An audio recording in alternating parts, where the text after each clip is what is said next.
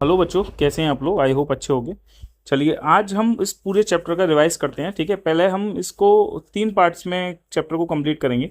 आज मैं आप लोगों को पार्ट 1 के बारे में जानकारी दे रहा हूँ। पार्ट 1 जो है इलेक्ट्रोस्टैटिक शील्डिंग तक मैं आपको पूरी एक्सप्लेन करूंगा। ठीक है, कंप्लीटली वीडियोस पूरा पार्ट 1 एक्सप्लेन करेंगे। फिर पार्ट 2 में कैपेसिटर पढ़ेंगे और पार्ट 3 में डाइलेक्ट्रिक पढ़ेंगे। ठीक है, तो इस तरीके से ये चैप्टर कंप्लीट हो जाएगा। क्लियर? तो आज पार्ट 1 करते हैं। पार्ट 1 के अंदर सबसे पहला टॉपिक देखते हैं, पोटेंशियल डिफरेंस क्या होता है। पोटेंशियल डिफरेंस, ठीक है। देखिए पोटेंशियल डिफरेंस जो होता है, यहाँ पर देखिए आप, पोटेंशियल डिफरेंस जो होता है बिटवीन द 2 पॉइंट्स। कितना? Between the 2 points. ये एक मिनट जस्ट। देखिए potential difference between the 2 points in an external electric field may be defined as the amount of work done by external agent in shifting the test charge slowly from one point to another point against the electrostatic force। और ये है इसका formula. ठीक है, कि जो हम किसी चार्ज को इस पॉइंट 1 से पॉइंट 2 तक लेके आने में जो वर्क करेंगे वो इन दो पॉइंट्स के बीच का क्या कहलाएगा? Potential difference. तो पोटेंशियल डिफरेंस बराबर क्या हो गया? वर्क डन जो हम कर रहे हैं किसी चार्ज को 1 से 2 तक लेके आने में, किस चार्ज को? यूनिट टेस्ट चार्ज को 1 से 2 तक लेके आने में जो वर्क कर रहे हैं हम, वही वर्क डन क्या कहलाएगा? पोटेंशियल डिफरेंस कहलाएगा, दो पॉइंट्स के बीच में। इसको समझ लेते हैं। ठीक है, जैसे यहाँ पर मान लो एक सोर्स चार्ज है, ये सोर्स चार्ज की वजह से एक इलेक्ट्रिक फील्ड बना हुआ। भाई इलेक्ट्रिक फील्ड बना हुआ। अब इस इलेक्ट्रिक फील्ड में 2 पॉइंट ले लिए, पॉइंट 1 और पॉइंट 2। ठीक है भाई, इस पॉइंट पर हमने क्या करेंगे? इस पॉइंट का पोटेंशियल होगा V1 और इस पॉइंट का पोटेंशियल होगा V2। ठीक है, ऑब्वियसली V2 ग्रेटर देन होगा, V2 ग्रेटर देन होगा किससे? V1 से। सर क्यों होगा? क्योंकि जो चार्ज, जो पॉइंट सोर्स चार्ज के जितना नजदीक होता है उसका पोटेंशियल उतना ज़्यादा होता है। क्योंकि पोटेंशियल का फॉर्मूला आप जानते हैं किसी पॉइंट चार्ज के थ्रू क्या होता है? 1/4πε0 Q/R होता है ना। ठीक है, तो V इन्वर्सली प्रोपोर्शनल हो गया ना बेटा R के। तो जितना दूरी कम होगी सोर्स चार्ज से उतना पोटेंशियल ज़्यादा होगा। अब ये बताओ, पॉइंट 2 की दूरी इस चार्ज से कम है, पॉइंट 1 की दूरी इस सोर्स चार्ज से ज़्यादा है, तो इस पॉइंट का पोटेंशियल ज़्यादा होगा किससे? V1 से। ठीक है, अब डेफिनेशन के अकॉर्डिंग क्या थी कि किसी चार्ज को, किसी टेस्ट चार्ज को पॉइंट 1 से पॉइंट 2 तक लेके आने में जो वर्क करना पड़ेगा इन दो पॉइंट्स के बीच का, वो इनका क्या कहलाएगा? Potential difference. क्या कहलाएगा? पोटेंशियल डिफरेंस कहलाएगा। तो पोटेंशियल डिफरेंस क्या हो गया भाई? पोटेंशियल डिफरेंस हो गया, ठीक है, equal to work done per unit charge. यही तो पढ़ा आपने। तो यहाँ पर पोटेंशियल डिफरेंस कितने पॉइंट, 2 पॉइंट्स के पीछे निकाल रहे हैं, V2 माइनस V1। और ये जो वर्क डन कर रहे हैं हम, ये वर्क डन याद रखना, किसी चार्ज को हम पॉइंट 1 से पॉइंट 2 तक लेके आने हैं।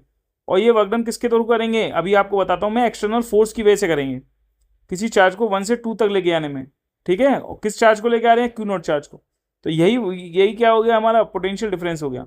अब देखो इसका प्रूफ कैसे करेंगे, इसको मतलब इससे रिजल्ट कैसे निकालेंगे।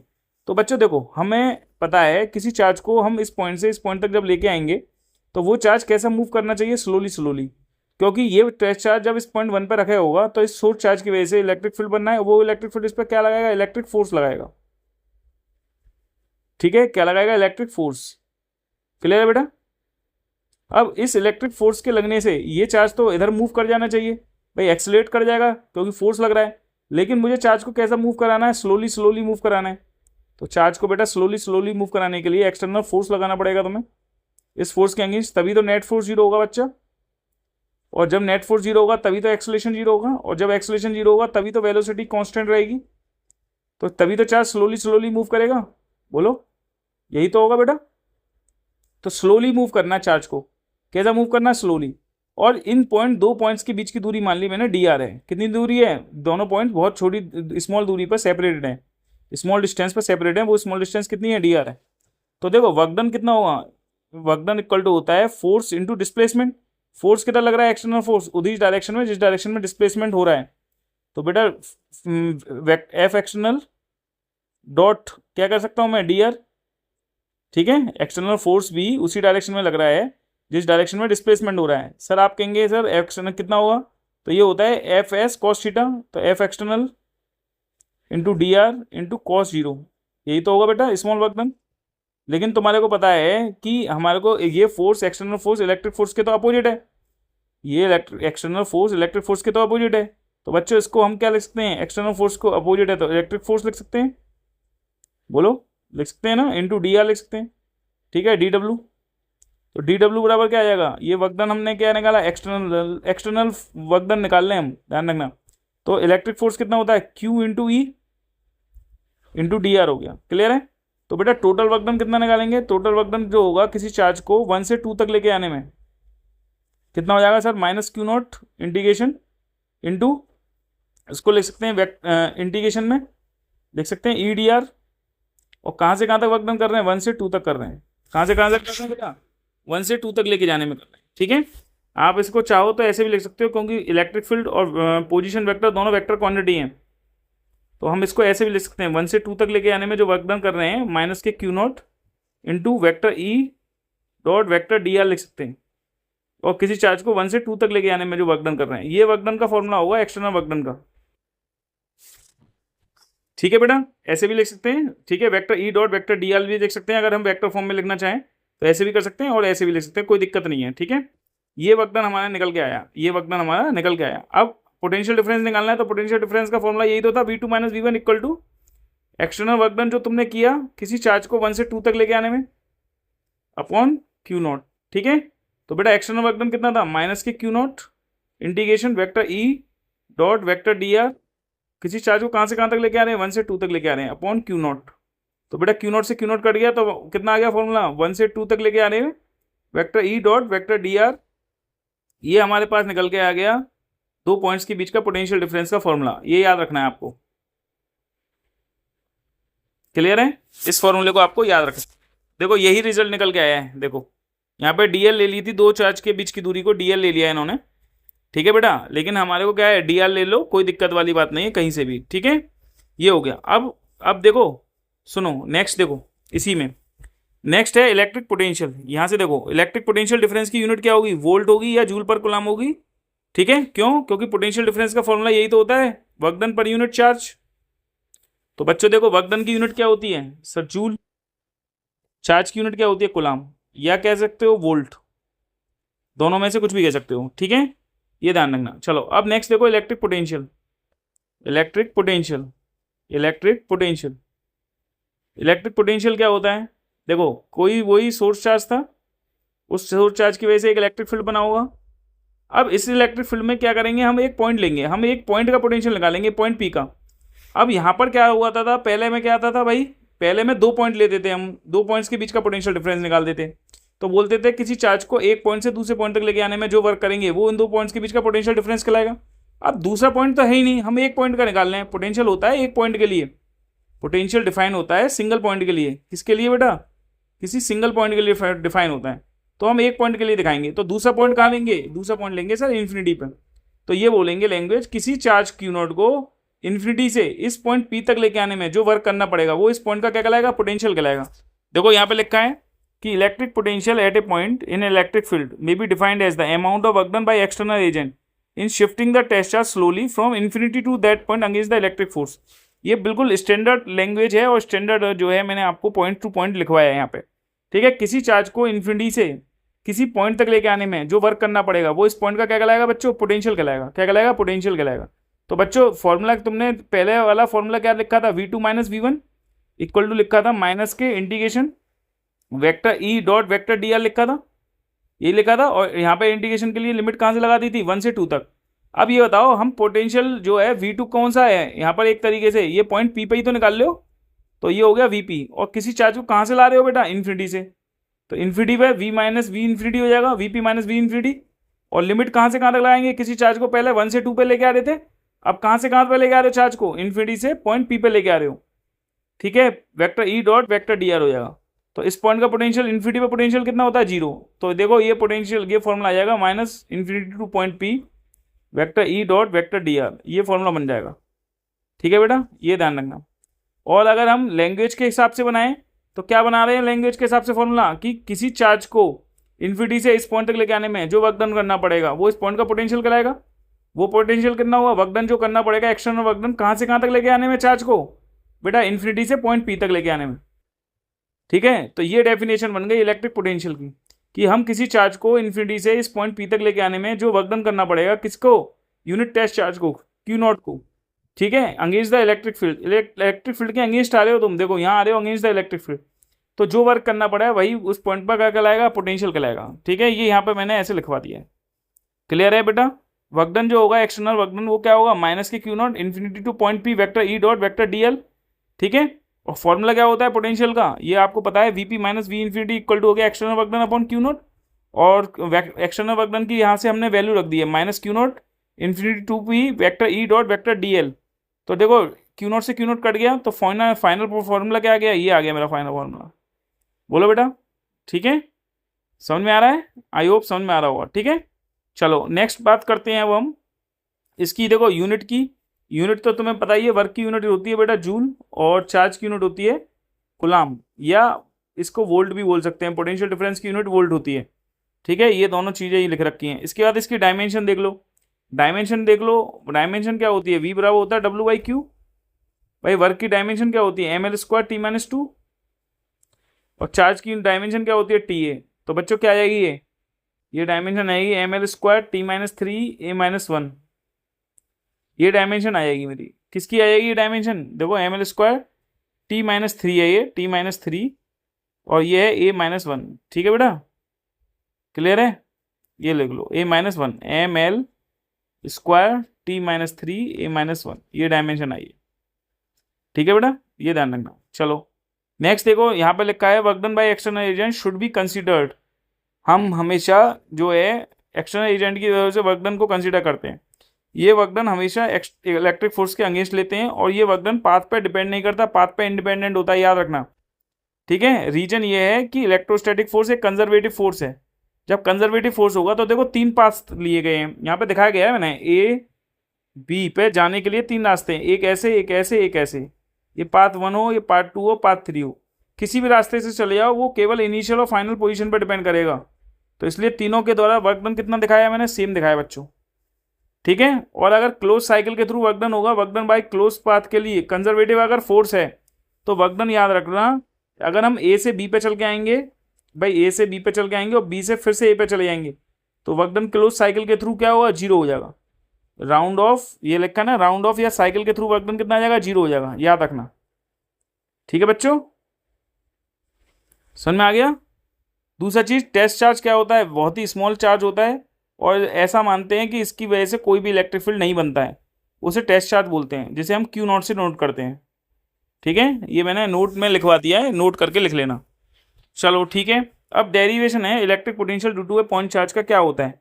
तो बच्चों देखो इधर देखो, मैंने इसका डेरिवेशन कैसे करते हैं कि कोई चार्ज है, अगर मान लो प्लस क्यू, इससे आर दूरी पर एक पॉइंट है पी, इस पॉइंट पर पोटेंशियल निकालना है, तो क्या लैंग्वेज बनाते हो सर, यही तो लैंग्वेज बनाई थी, किसी चार्ज को इन्फिनिटी से इस पॉइंट तक लेके आने में जो वर्क करना पड़ेगा वो इस पॉइंट का पोटेंशियल कहलाएगा। बताओ पोटेंशियल का फॉर्मूला क्या था, जो भी हमने एक्सटर्नल वर्क डन किया था, एक्सटर्नल फोर्स की वजह से वर्क डन किया था, किसी चार्ज को इन्फिनिटी से पॉइंट पी तक लेके आने में, किस चार्ज को, यूनिट टेस्ट चार्ज को, तो वो इस पॉइंट का क्या कहलाता था बच्चों, पोटेंशियल कहलाता था।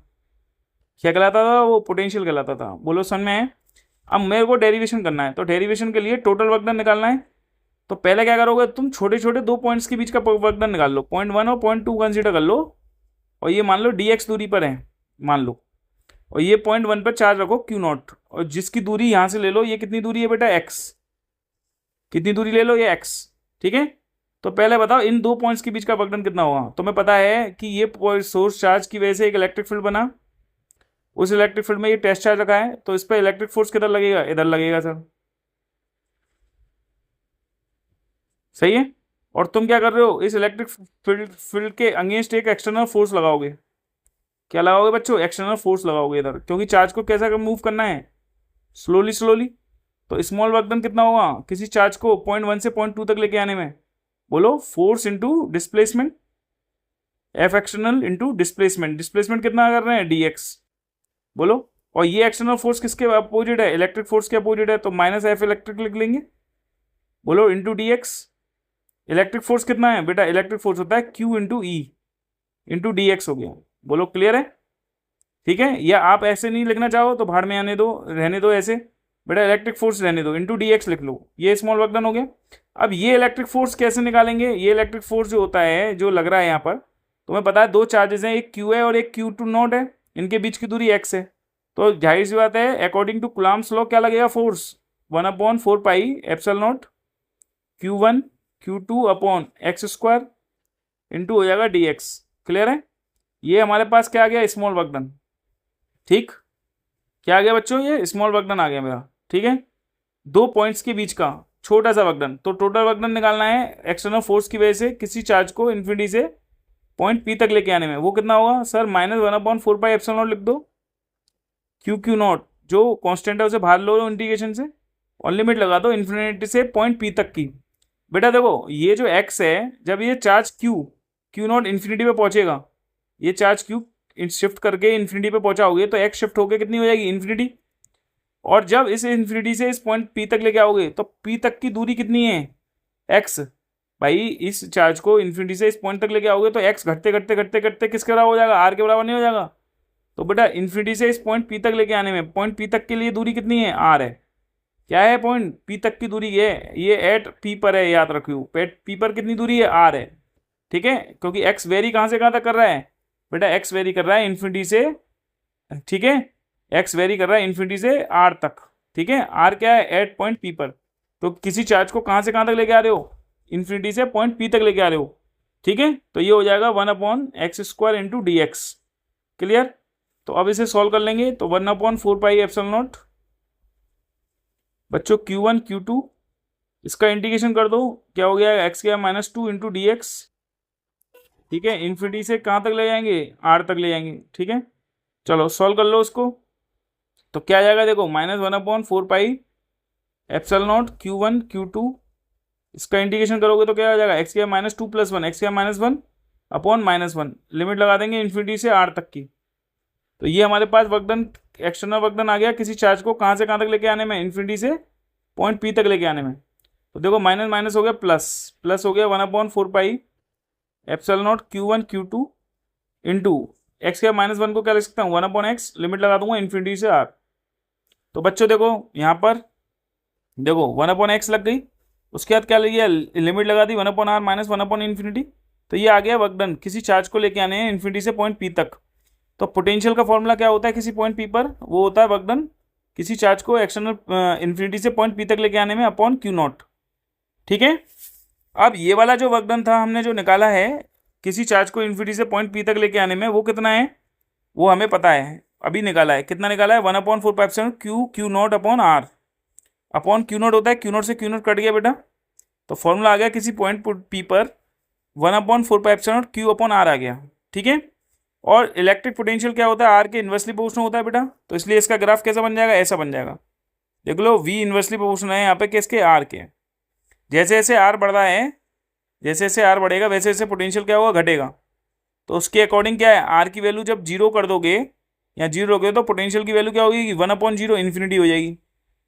अगर आर की वैल्यू इन्फिनिटी की ओर टेंड करेगी तो पोटेंशियल भी जीरो की ओर टेंड करेगा। देखो आर की वैल्यू बढ़ते बढ़ते इन्फिनिटी हो जाएगी तो पोटेंशियल भी घटते घटते किसकी तरफ टेंड करेगा, जीरो की ओर, क्योंकि 1/∞ क्या होता है बच्चों, जीरो होता है। 1/0 क्या होता है, याद रखना इन्फिनिटी होता है। सही है, ठीक है बेटा, ये ध्यान रखना, इस तरीके का ग्राफ बनता है। ठीक, नेक्स्ट देखो, नेक्स्ट देखो ये है नेक्स्ट इलेक्ट्रिक पोटेंशियल किसी एक्सियल पॉइंट पे निकाला है। सही है, एक्सियल पॉइंट पे क्या होता है देखो ध्यान से, थोड़ी चीजें बताऊंगा, थोड़ा चीजें इससे लेके चलेंगे। एक डाइपोल बनाओ, एक डाइपोल है ये, ठीक है, डाइपोल होता है -q चार्ज होता है और एक +q चार्ज होता है। ठीक है बच्चों, ठीक, इनके बीच की दूरी कितनी होती है सर, 2l होती है। इसका मिड पॉइंट लेंगे O। एक्सियल पॉइंट क्या होता है, एक्सियल लाइन होती है ये एक्सिस वाली लाइन, डाइपोल की जो एक्सिस होती है इसे एक्सियल लाइन बोलते हैं। इसी एक्सियल लाइन पर एक पॉइंट कंसीडर करते हैं पॉइंट P, जिस पॉइंट पर क्या निकालना होता है, पोटेंशियल निकालना होता है। इसके मिड पॉइंट से यहाँ से r दूरी पर ये मानते हैं पॉइंट P है, ये मानते हैं। ठीक है, अब ये जो दूरी है बेटा, ये दूरी है l और ये दूरी है l, क्योंकि दोनों चार्ज के बीच की दूरी कितनी है 2l होती है, यही तो लेके चलते हैं। तो बताओ Q से P तक की दूरी कितनी हो जाएगी, r - l, और बेटा P से -q तक की दूरी कितनी हो जाएगी सर, r + l। सही है, तो इस पॉइंट पर नेट पोटेंशियल कितना होगा पॉइंट P पर पोटेंशियल, एक तो होगा पॉजिटिव चार्ज की वजह से और एक होगा नेगेटिव चार्ज की वजह से पोटेंशियल। ठीक है, तो पॉइंट P पर नेट पोटेंशियल कितना हो जाएगा बेटा, तो ये हो जाएगा 1/4πε0 +q की वजह से अपॉन यहाँ से यहाँ तक की दूरी कितनी है r - l, तो ये दूरी हो जाएगी स्मॉल r - l प्लस, फिर देखो 1/4πε0 चार्ज कितना है -q अपॉन बेटा यहाँ से यहाँ तक की दूरी कितनी हो जाएगी r + l। बोलो यही तो निकाला है, अभी जो डेरिवेशन किया था वो यही तो किया था। कि किसी सोर्स चार्ज से अगर r दूरी पर कोई पॉइंट P है तो इस पॉइंट P पर जो पोटेंशियल का फॉर्मूला होता है वो याद रखो, ये होता है 1/4πε0 Q/r होता है। क्लियर है? यही तो होता है किसकी वजह से? सोर्स चार्ज की वजह से। तो यहाँ पे अगर पॉजिटिव चार्ज है तो देखो बेटा यहाँ पॉजिटिव लेंगे, अगर यहाँ चार्ज नेगेटिव होता, अगर यहाँ चार्ज नेगेटिव लेते तो यहाँ पर भी नेगेटिव लेते, फिर क्या लेते यहाँ पे? नेगेटिव लेते। ये भी ध्यान रखना, कोई प्रॉब्लम नहीं है। ठीक है, तो बच्चों देखो ये चीज़ वही चीज़ करी है। अब इसके आगे देखो, यहाँ से देख लो। ठीक है, यहाँ से देखो। अब आप हमने एक्सियल पॉइंट पे लिया है सबसे पहले। किस पे लिया है बेटा? एक्सियल पॉइंट पे। ठीक है, यहाँ से चालू है देखो डेरिवेशन। तो यहाँ तक मैंने बता दिया तुम्हारे को। देखो यहाँ तक बताया, तो देखो प्लस माइनस क्या हो जाएगा? ये प्लस माइनस माइनस हो जाएगा। देखो ये आया। अब नीचे क्या किया? Q/4ε0 कॉमन ले लिया, है ना। 1/r-l माइनस 1/r+l हो गया। अब इसमें एलसीएम ले लेंगे, r-l r+l। तो सॉल्व करेंगे, r-l से r-l कटेगा तो r+l आ जाएगा। फिर माइनस है माइनस, और ये r+l से r+l कटेगा तो r-l आ जाएगा। तो माइनस बाहर है तो माइनस r+l हो जाएगा। r से r कट गया, तो देखो Q×12/4πε0 × r² - l² हो गया। इस Q×12 को बेटा क्या लिख देते हैं? P लिख देते हैं, डाइपोल मोमेंट लिख देते हैं। कोई प्रॉब्लम? तो ये हो गया। ठीक, अब हम ये मान के चलते हैं कि डाइपोल हमारा शॉर्ट डाइपोल है। शॉर्ट डाइपोल मतलब जिसकी लंबाई बहुत बहुत शॉर्ट होती है, एल बहुत बहुत छोटी होती है, किसके कंपेरिजन में? आर से। ऐसे डाइपोल को शॉर्ट डाइपोल बोलते हैं। तो यहाँ पर फॉर्मूला क्या आ जाएगा? जब एल को नेगलेक्ट कर दोगे तो P/4πε0 × r² आ जाएगा। ये होता है फॉर्मूला। बोलो क्लियर है? ठीक है, चलिए नेक्स्ट देखिए। नेक्स्ट डेरिवेशन है electric potential at a point at equatorial point पर। इक्वेटोरियल पॉइंट निकालते हैं। तो देखो बच्चों थोड़ा सा समझा देता हूँ पहले यहाँ पे कि एक डाइपोल है ये बड़ा, यहाँ पर -q चार्ज है, यहाँ +q चार्ज है।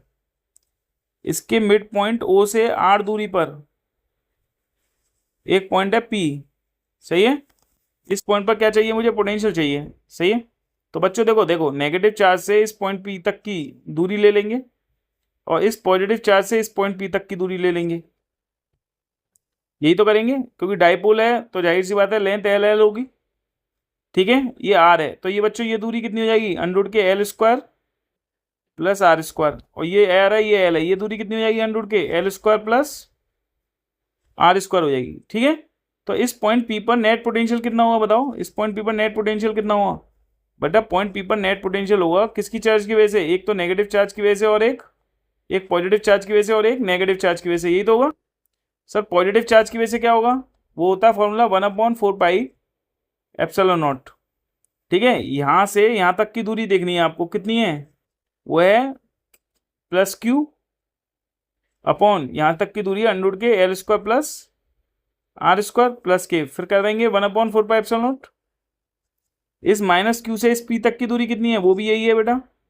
कितनी है? -q लिखेंगे लेकिन अपॉन के √L² + r² लिखेंगे। ठीक है, तो देखो यही किया है हमने।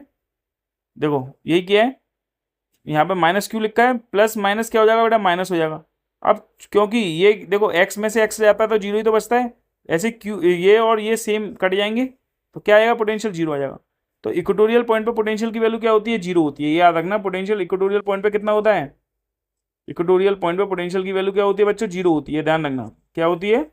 0 होती है। ठीक है, नेक्स्ट देखो केस 3 देख लो।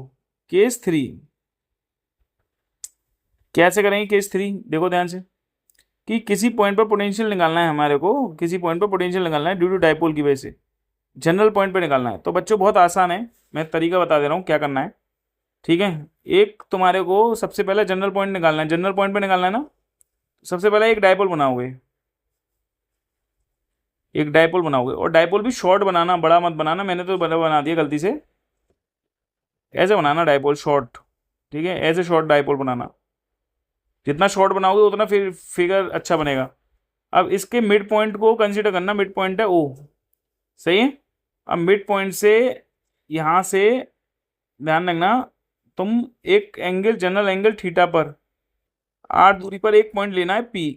क्या लेना है? पॉइंट P कंसीडर करना है। ठीक है, अब आपको पता है कि भाई नेगेटिव चार्ज से पॉइंट P तक की दूरी मैंने मान ली, ये मान ली r1 है, और इस पॉजिटिव चार्ज से इस पॉइंट P तक की दूरी बच्चों कितनी मान ली मैंने? ये मान ली दूरी r2 है। क्लियर है। अब पॉजिटिव चार्ज से इस पर एक परपेंडिकुलर लाइन खींच देना, परपेंडिकुलर खींच देना 90 डिग्री। क्या खींचोगे? 90 डिग्री पर एक लाइन खींचोगे। कोई प्रॉब्लम बेटा यहाँ तक? ये दूरी एल है, देखो ये दूरी एल है और ये भी दूरी एल है, कोई प्रॉब्लम? ठीक, चलो अब आप मुझे बताना, देखो जब मैंने इस पर परपेंडिकुलर खींचा तो जो कॉस थीटा होगा, अगर ये वाली पॉइंट है, ये मान लो माइनस क्यू है, ये प्लस क्यू है, ठीक है। ये मैंने पॉइंट ले लिया ए, इसे पॉइंट ले लिया बेटा मैंने बी, और ये पॉइंट ले लिया मैंने यहाँ पे एम। ये लिया है पॉइंट ए, पॉइंट बी और पॉइंट एम ले लिया, सही है। तो देखो ध्यान से सुनो, तो सबसे पहले मुझे ये निकालनी है एमओ। एमओ निकालो। एमओ कैसे निकलेगी सर? कॉस थीटा लगा लो। कॉस थीटा इस वाले ट्राइंगल में देखो, एमओ वाले में ये ऐसे ही तो है बेटा, ये परपेंडिकुलर है 90 डिग्री। ये पॉइंट ओ है, ये पॉइंट एम है, और ये पॉइंट क्या है? बी है, ए है सॉरी। तो बताओ ये एंगल कितना? थीटा। तो बताओ कॉस थीटा कितना हुआ? सब बेस अपॉन हाइपोटेनियस। बेटा इसमें बेस कितना है? ओ एम है। और बच्चों हाइपोटेनियस कितनी है? ओ ए। और ओ ए कितनी होगी? ये एल ही तो होगी, क्योंकि डाइपोल की लंबाई एल है। बोलो। तो बच्चों ओ एम कितनी आ जाएगी? सर ओ एम आ जाएगी एल कॉस थीटा। क्या आ जाएगी? O M L cos theta आ जाएगी, सही है।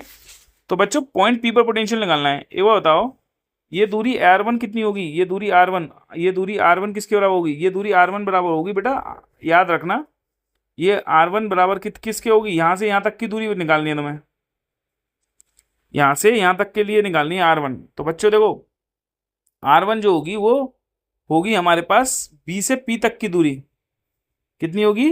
B से P तक की दूरी। BP कितनी होगी? देखो सुनो फिर से, एक मिनट। इस लाइन ऑफ एक्शन को आगे ले लो थोड़ा सा, ठीक है, इस लाइन ऑफ एक्शन को थोड़ा सा आगे ले लो। जैसे ए से एम पे परपेंडिकुलर डाला है, ऐसे बी से इस वाली लाइन ऑफ एक्शन पे फिर परपेंडिकुलर डालो। देखो ये एंगल थीटा है, तो देखो ये भी एंगल थीटा ही होगा। समझ में आ रहा है? सर ये कुछ समझ में नहीं आ रहा है ना? चलो ठीक है, अब मैं दोबारा से ऐसा करता हूँ, फिर ऐसे एक्सप्लेन करता हूँ। चलो ठीक, देखो ये क्या किया है मैंने, तुम्हें कुछ नहीं करना, तुम्हारे को एक ऐसा फिगर बनाना है। ध्यान से सुनना, एक ऐसा फिगर बनाना कि इस पॉइंट ओ से, देखो मैं यहाँ पे इसे रेस करता हूँ, यहीं पे तुम्हें एक एक करके समझा रहा हूँ, ध्यान से सुनते जाना। देखिए फिर से समझा रहा हूँ तुम्हें।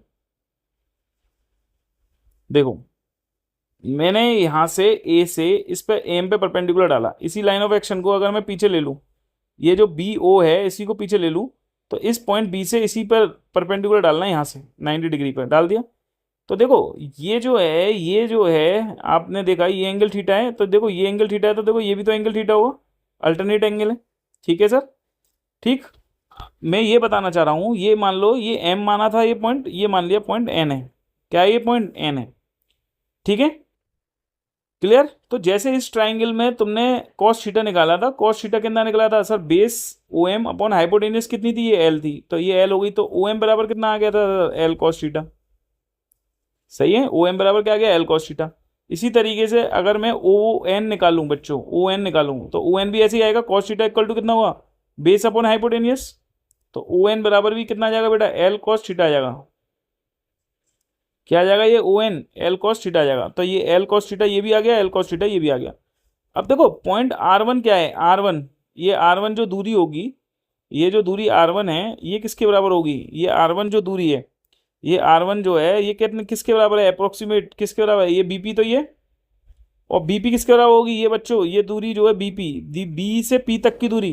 देखो यहाँ से लेना है, यहाँ से अगर मैंने इस पर परपेंडिकुलर डाला तो वो एन से पी तक की दूरी कहलाएगी। बीपी किसके बराबर अप्रोक्सीमेट बराबर होगी? एन पी के बराबर होगी।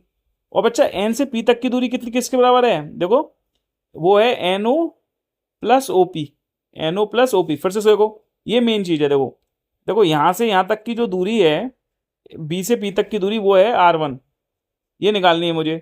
अब कैसे निकालूंगा? देखो यहाँ से इस पर परपेंडिकुलर डालने का मतलब क्या है कि ये जो बीपी है ये अप्रोक्सीमेटली एन पी है, और एन पी किसके बराबर है? वो है O N plus O P, O N plus O P. और ओ एन कितनी है? ओ एन है बेटा एल कॉस थीटा। और ओ से पी तक की दूरी कितनी है? ओ से पी तक की दूरी कितनी है बच्चों? ये है आर जो मानी है, प्लस आर, प्लस आर। तो ये हो जाएगी R1 बराबर R plus L cos theta. देखो है ना? अच्छा अगर मुझे R2 निकालनी है बच्चे, तो देख ये R2 दूरी जो होगी, ये R2 यहाँ से इस पर परपेंडिकुलर है, तो ये R2 अप्रोक्सीमेट किसके तरफ होगी, MP के। भाई R2 किसके तरफ होगी, अप्रोक्सीमेट MP के। और बच्चों MP किसके तरफ होगी, MP में OP में से PM घटा दो। अरे OP में से तुम्हें ये तो चाहिए PM तो चाहिए, तो पूरे OP में से OM घटा दो। OM घटा दो। OP कितना है सर, OP तो R है, सही है, OP तो R है, और OM कितना था सर, L cos थीटा। तो बच्चों ये आ गई R2, ये आ गई R2। क्लियर है यहाँ तक। उसके बाद क्या किया तुमने, R1 निकाल ली, देखो R2 निकाल ली। अब देखो फॉर्मूला वही तुम्हें पता है, पोटेंशियल का फॉर्मूला क्या होता है, पॉजिटिव चार्ज की वजह से net potential at point P पर किसकी वजह से होगा, एक तो पॉजिटिव चार्ज की वजह से होगा और एक इस नेगेटिव चार्ज की वजह से होगा। क्लियर है। पॉजिटिव चार्ज की वजह से क्या होगा, 1/4 Q अपॉन R2 होगा। भाई जो है प्लस Q की वजह से यहाँ तक की दूरी R2 है, ठीक है, और इस Q1 की वजह से, इस माइनस Q1 की वजह से इस पॉइंट P पर दूरी कितनी है, R1, तो ये R1 हो गया। ये कॉमन ले लिया, Q/4 1/R2 माइनस 1/R1 हो गया बच्चों। अब R1 R2 की वैल्यू देखो यहाँ से निकाल दिया, R2 की वैल्यू निकाल दिया R minus L cos theta, तो वो R2 की जगह लिख दिया R minus L cos theta. R1 की जगह क्या निकाला है, R plus L cos theta निकाला है, देखो R plus L cos theta निकाला है, तो वो यहाँ पे रख दिया R plus L cos theta. अब वही एल्शियम लिया, A minus B, A plus B का फॉर्मूला क्या होता है, तो बच्चों देखो बेटा, ये A minus B, A plus B का फॉर्मूला होता है A square minus B square, मतलब R square minus L square cos theta. या आप इसको ऐसे भी लिख सकते हो, कोई दिक्कत नहीं है, R minus L cos theta, और यूँ लिख सकते हो R plus L cos theta, बाद में कर लेना, कोई दिक्कत नहीं है। जब R minus L cos theta से R minus L cos theta कटेगा, केवल R plus L cos theta आ जाएगा ऊपर। फिर R plus L cos theta से R plus L cos theta कटेगा तो R minus L cos theta आ जाएगा। इसमें माइनस बाहर है तो ये minus L cos theta plus L cos theta हो जाएगा यहाँ पे। इस R से ये R कट जाएगा बच्चों, एल कॉस थीटा कितना हो जाएगा, 2L कॉस थीटा हो जाएगा। ठीक है, ये आ जाएगा। Q इंटू 2L को क्या बोलते हैं, Q इंटू 2L को क्या बोलते हैं, डाइपोल मूवमेंट बोलते हैं, नहीं बोलते, बोलो। तो ये हो गया P cos theta upon 4πε0 into R square minus L square cos theta, cos square theta. ठीक है। अगर हम बात करें शॉर्ट डाइपोल की, फिर मैंने बोला अगर डाइपोल शॉर्ट है तो L बहुत बहुत छोटा होगा L से, तो L को हम नेगलेक्ट कर सकते हैं। जब L को तुम नेगलेक्ट करोगे तो ये फॉर्मूला बन जाएगा P cos theta upon R square. ठीक है, इसमें 4πε0 रह गया बेटा, 4πε0 इंटू R स्क्वायर रह जाएगा। ठीक है। अब अगर एक्सियल पॉइंट निकालना है तो देखो भैया, एक्सियल पॉइंट क्या होता है, इस डाइपोल के एक्सिस पर होता है, थीटा की वैल्यू 0 डाल दो, तो वो थीटा की वैल्यू 0 डालोगे तो कॉस 0 की वैल्यू 1 होती है अपॉन 4πε0 इंटू R स्क्वायर, ये आ जाएगा। और थीटा की वैल्यू 90 डाल दोगे तो इक्वेटोरियल पॉइंट पे आ जाएगा फॉर्मूला, वो होता है 0, ये ध्यान रखना। ठीक है बेटा। अच्छा ये क्या किया है, अगर डाइपोल शॉर्ट ना दे रखा हो ना तो उस समय ये फॉर्मूला आता है, डाइपोल शॉर्ट ना दे रखा हो, ये शॉर्ट डाइपोल के लिए फॉर्मूला होता है जिसमें एल बहुत बहुत छोटा लेते हैं एल से, अगर हम उसे इग्नोर नहीं करते तो ये फॉर्मूला आता है। ठीक है ना, ये ध्यान रखना। चलो बेटा नेक्स्ट देखो, ये आई होप समझ में आया होगा, electric potential due to system of charges की वजह से। देखो सिस्टम ऑफ चार्जेस मतलब एक Q1 है चार्ज है, एक Q2 चार्ज है, एक Q3 चार्ज है, ये हर चार्ज के द्वारा इस पॉइंट P पर पोटेंशियल निकालेंगे और सबको जोड़ देंगे। ये होता है सिस्टम ऑफ चार्ज की वजह से किसी पॉइंट पर पोटेंशियल निकालना। हम इंडिविजुअली पॉइंट की वजह से, इंडिविजुअल चार्ज की वजह से किसी पॉइंट P पर पोटेंशियल निकालते हैं, Q1 से निकालेंगे, फिर Q2 से निकालेंगे, फिर Q3 से निकालेंगे, फिर Qn से निकालेंगे। तो टोटल पोटेंशियल P पैक जो होगा वो यही तो होगा, बोलो। From the principle of superposition of potential क्या होगा, टोटल पोटेंशियल किसी पॉइंट पर इक्वल होगा algebraic sum of individual potential के। ठीक है, तो वो कितना हो जाएगा, V1 plus V2 plus V3 डेटेड एज Vn। V1 की वजह से क्या होगा, 1/4 Q1 अपॉन R1, इसकी वजह से होगा Q2 अपॉन R2, ये होगा Qn अपॉन Rn। सबको जोड़ लोगे तो ऐसे भी लिख सकते हो। ठीक है भाई, इतना ही याद रखना है। नेक्स्ट देखो भैया, ये electric potential due to a uniformly charged thin spherical shell. बच्चों थिन स्फेरिकल शेल का मतलब होता है खोखला शेल। थिन स्फेरिकल शेल का मतलब क्या होता है, एक शेल होता है, ये शेल कैसा होता है बच्चों, खोखला होता है। क्या होता है, जैसे खोखला खोखला शेल होता है, हॉलो, जैसे बैलून का सरफेस है, सोप बबल है, फुटबॉल का सरफेस है, ये हॉलो, ये स्फेरिकल शेल होते हैं। क्या होते हैं, ये थिन स्फेरिकल शेल, ये हॉलो स्फेयर होते हैं नेग्लिजिबल थिकनेस के साथ, उन्हें बोलते हैं थिन स्फेरिकल शेल। जैसे चूड़ी है, चूड़ी देखिए खोखली होती है, इसी तरीके से। अब ये कह रहा है ये रेडियस है इसकी R, इस पर जो भी हम चार्ज देंगे, ठीक है, उसके सरफेस पर रिसाइड करेगा। क्या करेगा, वो उसके सरफेस पर रिसाइड कर जाता है जो भी चार्ज देते हैं। ठीक है बेटा, ध्यान रखना। या इसको हम थिन कंडक्टिंग स्फीयर भी कहते हैं। थिन कंडक्टिंग स्फेरिकल शेल भी बोलते हैं, कंडक्टिंग स्फीयर्स भी बोल सकते हैं, स्फेरिकल शेल भी बोल सकते हैं, स्फेरिकल शेल भी बोल सकते हैं। कंडक्टिंग इसलिए बोला क्योंकि अंदर इलेक्ट्रिक फील्ड की वैल्यू 0 है, क्योंकि जो भी चार्ज देंगे उसके सरफेस पर रिसाइड हो जाएगा। सही है बच्चों। तो देखो पोटेंशियल निकालना होता है अलग अलग पॉइंट पर। देखो सबसे पहला पॉइंट पी इन्होंने लिया है आउटसाइड द शेल, तो उस पॉइंट पर क्या होगा, देखो बेटा आउटसाइड क्या होगा, अगर हम आउटसाइड लेते हैं कोई पॉइंट तो क्या होगा पोटेंशियल। तो देखो उस समय जब हम पॉइंट पी आउटसाइड लेंगे तो जो स्फेरिकल पे जो कंडक्टिंग स्फीयर है इस पर जो चार्ज है, ठीक है, ये एक पॉइंट साइज की तरह बिहेव करने लगेगा। जैसे आपने पढ़ा था ये जो चार्ज है क्यू चार्ज है, और आउटसाइड इस पॉइंट पर पोटेंशियल निकालना चाहते हैं, तो आउटसाइड पे पोटेंशियल की वैल्यू क्या होगी। तो बच्चों आउटसाइड पे पोटेंशियल की वैल्यू होती है 1/4πε0 इंटू क्यू अपॉन आर होती है। ये पोटेंशियल निकलता है हमारा आउटसाइड पे। अगर वही पोटेंशियल पॉइंट पी, अगर मैं इसी पॉइंट पी को मैं सरफेस पर ले लूँ बच्चों, सरफेस पर, तो सरफेस पर पोटेंशियल की वैल्यू क्या आ जाएगी, 1/4πε0 क्यू अपॉन आर हो जाएगी। क्या हो जाएगी, आर हो जाएगी। ठीक है, अब यही पॉइंट पी बेटा अंदर ले लूँ, यही पॉइंट पी मैं अंदर ले लूँ भाई, ये जो है क्योंकि यहाँ point small are capital R के बराबर हो गई ना सरफेस पर, तो स्मॉल आर को कैपिटल आर लिख दिया यहाँ पर नीचे, क्योंकि यहाँ सरफेस पर स्मॉल आर घट के कितनी हो जाएगी, कैपिटल आर के बराबर हो जाएगी।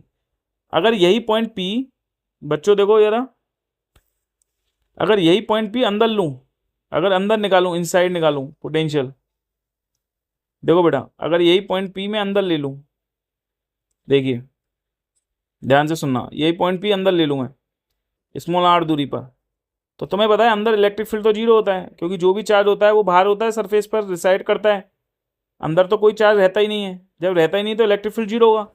तो मैं फॉर्मूला पता है इलेक्ट्रिक फील्ड का क्या होता है, इलेक्ट्रिक फील्ड का फॉर्मूला होता है -के dV/dr होता है। क्या होता है इलेक्ट्रिक फील्ड का फॉर्मूला, -के dV/dr फॉर्मूला होता है। जब इलेक्ट्रिक फील्ड 0 होता है ना बेटा, तो dV क्या होता है, चेंज इन पोटेंशियल डिफरेंस होता है। तो dV की वैल्यू क्या आ जाएगी, 0। चेंज इन पोटेंशियल डिफरेंस कितना आएगा, 0। तो मतलब ये क्या है, जो पोटेंशियल डिफरेंस है, पोटेंशियल डिफरेंस मान लो दो पॉइंट्स के बीच का ले रहे हैं, एक सरफेस पे कोई पॉइंट मान लो, सरफेस पे कोई पॉइंट मान लो S, और जो अंदर पॉइंट है वो है P। तो देखो जो पोटेंशियल डिफरेंस होगा वो 0 लेंगे। तो देखो बेटा जो पोटेंशियल डिफरेंस होगा दो पॉइंट्स के बीच का, अगर हम देखें, ठीक है, वो कितना होगा, मान लो VS माइनस VP होगा इक्वल टू 0 होगा। ठीक है भैया, तो VS बराबर हो गया VP। तो जो पोटेंशियल अंदर होगा, VP क्या है, इनसाइड पे पोटेंशियल है, वो पोटेंशियल उतना ही होगा जितना सरफेस पर होगा। VS क्या है, सरफेस का पोटेंशियल है, और VI क्या है, इनसाइड पोटेंशियल है। तो इनसाइड किसी पॉइंट पर जो पोटेंशियल होगा वो सरफेस के पोटेंशियल के बराबर होगा। इसलिए इस पॉइंट P पर जो पोटेंशियल की वैल्यू होगी अंदर उतनी ही होगी जितनी सरफेस पे होगी। सरफेस पे कितनी होगी, 1/4πε0,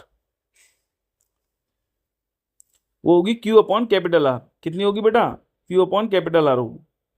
सही है, तो सरफेस पर पोटेंशियल की वैल्यू उतनी होती है जितनी कि अंदर होती है। ध्यान रखना, अंदर किसी पॉइंट पर पोटेंशियल की वैल्यू उतनी होगी जितनी सरफेस पर होगी, और आउटसाइड कितनी होगी, आउटसाइड होगी Q अपॉन आर। इसी को मैंने ग्राफ से शो किया है। देखो कोई स्फेरिकल चार्ज है, स्फेरिकल शेल है, ठीक है, जो भी हम चार्ज देंगे वो इसके सरफेस पर देते हैं, ये तो तुम्हें मैंने बताया ही था। और ये चार्ज था Q। ठीक है, अब देखो ये ग्राफ बनाया है मैंने इलेक्ट्रिक फील्ड के बीच में और आर के बीच में। इलेक्ट्रिक फील्ड में क्या था, अंदर इलेक्ट्रिक फील्ड 0 हुआ करता था, तो देख रहे हो अंदर इलेक्ट्रिक फील्ड 0 है।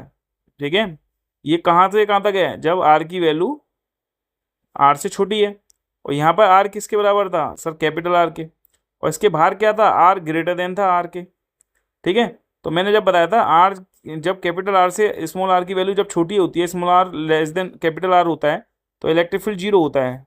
ठीक है, सरफेस पे इलेक्ट्रिक फील्ड की value 1/4πε Q upon R square होती है, और जैसे जैसे आर बढ़ेगा वैसे वैसे इलेक्ट्रिक फील्ड इन्वर्सली प्रोपोर्शनल होता है आर स्क्वायर के। अब पोटेंशियल में देख लो, पोटेंशियल में क्या होता है, जो अंदर पोटेंशियल की वैल्यू होगी इनसाइड पॉइंट पे, जो पोटेंशियल की वैल्यू होगी वो उतनी होगी जितनी सरफेस पर होगी। तो सरफेस पर और इनसाइड पोटेंशियल वैल्यू सेम है। ठीक है, कितनी है, 1/4πε Q अपॉन आर। उसके बाद इलेक्ट्रिक फील्ड वेरी करता है, इन्वर्सली प्रोपोर्शनल होता है आर के, क्योंकि आर यहाँ पे पोटेंशियल की वैल्यू किसी पॉइंट पर कितनी होती है, आउटसाइड पॉइंट पर Q अपॉन स्मॉल आर होती है, तो इन्वर्सली प्रोपोर्शनल होगा आर। आर जैसे जैसे बढ़ेगा पोटेंशियल वैसे वैसे घटेगा। तो ये ग्राफ इलेक्ट्रिक फील्ड और पोटेंशियल के बीच में बहुत इंपॉर्टेंट है, ये ध्यान रखना। ठीक है, यही आपके सिलेबस में। ठीक, ये एक नॉन कंडक्टिंग स्फीयर के लिए मैंने बनाया है एक्चुअली, खाली आप इसको ऐसे समझ सकते हो, non conducting sphere. Non conducting sphere अभी आपने कंडक्टिंग स्फीयर के बारे में पढ़ा है। ये जो है नॉन कंडक्टिंग स्फीयर आपके सिलेबस में नहीं है, आउट ऑफ सिलेबस है, लेकिन आपके कंपटीशन पॉइंट ऑफ व्यू से इंपॉर्टेंट है। ठीक है, तो इसको अभी आप चाहो तो एस्केप कर दो, इसमें कोई ऐसी आवश्यकता नहीं है। ग्राफ इसका थोड़ा सा ऐसे वेरी करता है। ठीक है, ये अभी आपके सिलेबस में नहीं है, आउट ऑफ सिलेबस है। मैंने तो लिख लिया था अपने लिए। ठीक है, थोड़ा नॉलेज ज़्यादा होनी चाहिए कोई भी चीज़ हम पढ़ा रहे हैं। ठीक है, तो इसको आउट ऑफ सिलेबस है, छोड़ दो इसको, कोई नीड नहीं है इसकी। ठीक है, कोई नीड नहीं है आपको। ठीक है, चलो नेक्स्ट देखते हैं, relation between the electric field and electric potential में क्या रिलेशन होता है। जो मैंने अभी बताया था, ई इक्वल टू माइनस के D V by D R बताया था, ये रिलेशन मैं आपको डिराइव करके लाया हूँ। यहाँ पे बताया है कि ये डेरिवेशन से कि कैसे आता है ई इक्वल टू माइनस के D V by D R का जो फॉर्मूला है, ये हम कैसे निकाल पाते हैं, इसको हमने बताया है इसमें। ठीक है, तो ये रिलेशन के माध्यम से समझते हैं। ठीक है, वो मैं आपको बता रहा हूँ। ठीक, चलो देखिए, यहाँ पर मैंने एक सोर्स चार्ज ले रखा है, उस सोर्स चार्ज की वजह से, ठीक है, एक इलेक्ट्रिक फील्ड दिखाया है, बाहर की ओर दिखाया है। इस इलेक्ट्रिक फील्ड में मैंने पहले 2 पॉइंट ले लिए, पॉइंट 1 और पॉइंट 2। ठीक है, इन 2 पॉइंट के बीच की दूरी है स्मॉल डी आर। क्लियर है। तो पहले मेरे को बताया था किसी चार्ज को इस पॉइंट से इस पॉइंट तक लेके आने में जो वर्क करना पड़ेगा, ठीक है, वो इन 2 पॉइंट्स के बीच का पोटेंशियल डिफरेंस कहलाएगा। तुम्हारे को मैंने बताया था जो पॉइंट नजदीक होता है सोर्स चार्ज से, उसका पोटेंशियल ज्यादा होता है। अगर मैं इस पॉइंट 1 का पोटेंशियल बेटा यहाँ वी ले लूँ, तो इससे स्मॉल दूरी डी आर दूरी के बाद एक पॉइंट है 2, तो इस पॉइंट का पोटेंशियल जो होगा इस वाले पॉइंट 1 वाले में जो पोटेंशियल है उससे थोड़ा सा ज़्यादा होगा। थोड़ा सा कितना, मान लिया डीवी ज़्यादा होगा। कितना होगा, डीवी ज़्यादा होगा। तो बच्चों बताओ एक्सटर्नल वर्क डन कितना होगा किसी चार्ज को यहाँ से यहाँ ले जाने में। Sir charge into potential difference होगा। वर्क डन का फॉर्मूला क्या होता है, बोलो। पोटेंशियल डिफरेंस का फॉर्मूला होता है work done per unit charge. सही है, तो वर्क डन का फॉर्मूला क्या हो जाएगा sir, charge into potential difference. अच्छा, पोटेंशियल डिफरेंस कितना हो जाएगा यहाँ पर सर, पोटेंशियल डिफरेंस हो जाएगा V2 माइनस V1। तो बच्चों देखो Q2 इंटू पोटेंशियल डिफरेंस कितना होगा यहाँ पे, होगा sir V plus D V minus के कितना हो जाएगा V, तो V से V बढ़िया कट जाएगा, तो कितना आ जाएगा formula, Q naught into D V आ जाएगा। एक तो वर्क डन का फॉर्मूला ये आ जाता है, एक्सटर्नल वर्क डन का फॉर्मूला। ठीक है, चार्ज इंटू पोटेंशियल डिफरेंस से। दूसरा हम देखते हैं इसी चीज को, ठीक है, इसी चीज को जो है एक और फॉर्मूला देखते हैं, फोर्स इंटू डिस्प्लेसमेंट से एक और फॉर्मूला। तो वो कैसे निकलेगा वे बताओ। स्मॉल वर्क डन निकाल लें, तुम्हें पता है कि इस पर एक फोर्स लगता है इलेक्ट्रिक फोर्स, ये तो तुम्हें पता ही था। और हम जो है इस चार्ज को स्लोली मूव करना होता है, तो इसलिए हम एक्सटर्नल फोर्स लगा देते हैं इसके अपोजिट में, जिससे कि चार्ज स्लोली मूव करें। तो एक्सटर्नल फोर्स की वजह से वर्क डन का फॉर्मूला क्या लिखाया था, F external into sir D R बताया था। अब ये फोर्स जो होता है इलेक्ट्रिक फोर्स के अपोजिट होता है, तो minus F electric into D are बोल देते हैं, बोल देते हैं। और इलेक्ट्रिक फोर्स का फॉर्मूला क्या था सर, क्यू नॉट इंटू ई था। क्या था, Q not into E into D are. Sir कैसे आया, इलेक्ट्रिक फील्ड का फॉर्मूला ये तो होता है फोर्स पर यूनिट चार्ज। तो बच्चों बताओ फोर्स बराबर क्या होगा, क्यू नॉट इंटू ई होगा, नहीं होगा, तो ये हो गया ये। तो देखो 2 फॉर्मूले आ गए एक्सटर्नल वर्क डन के। ठीक है, एक तो फॉर्मूला जो है हमने एक्सटर्नल फोर्स की वजह से जो लगने वाला होता है उसकी वजह से लगा दिया, एक पोटेंशियल डिफरेंस की वजह से फॉर्मूला होता है उसकी वजह से वर्क डन निकाल दिया, दोनों निकाल दिए। देखो देखो, एक तो ये निकाला है ना, और एक वर्क डन का फॉर्मूला ये निकालना। ये स्मॉल वर्क डन है, आप चाहो तो डी डब्ल्यू लिख लेना, यहाँ नहीं लिखा है डी डब्ल्यू, तुम डी डब्ल्यू लिख देना, से डी डब्ल्यू लिख देना। तो दोनों वर्क डन को इक्वेट कर दिया है। देखो दोनों वर्क डन को इक्वेट कर दिया, equating equation first and second को कर दिया है। तो बच्चों यहाँ से minus Q not into D R था, इक्वल टू था Q not into D V. भाई देखो ये वाली इक्वेशन नाम दे दो यार, फर्स्ट दे दो इक्वेशन नाम, इसे इक्वेशन नाम दे दो, सेकंड दे दो। दोनों की इक्वेशन को इक्वेट करोगे तो क्या आ जाएगा भाई, Q not into D V equal to कितना आ जाएगा भाई, माइनस के Q not into E into D R आ जाएगा। तो भाई क्यू नॉट से क्यू नॉट कट जाएगा, तो ई इक्वल टू कितना आ जाएगा भाई, माइनस के D V by D R आ जाएगा। बोलो आ जाएगा नहीं आ जाएगा, बोलो। तो जहां पर D V by D R क्या रिप्रेजेंट कर रहा है, पोटेंशियल ग्रेडियंट रिप्रेजेंट कर रहा है। क्या रिप्रेजेंट कर रहा है भाई, पोटेंशियल ग्रेडियंट। क्या रिप्रेजेंट करता है, पोटेंशियल ग्रेडियंट। डीवी क्या है, पोटेंशियल डिफरेंस होता है 2 पॉइंट्स के बीच में। डी आर क्या है, एक इफेक्टिव डिस्टेंस होती है 2 पॉइंट्स के बीच में। इसमें नेगेटिव साइन क्या इंडिकेट करता है, नेगेटिव साइन ये बताता है कि इलेक्ट्रिक फील्ड की डायरेक्शन में पोटेंशियल की वैल्यू क्या होती है, घटती है।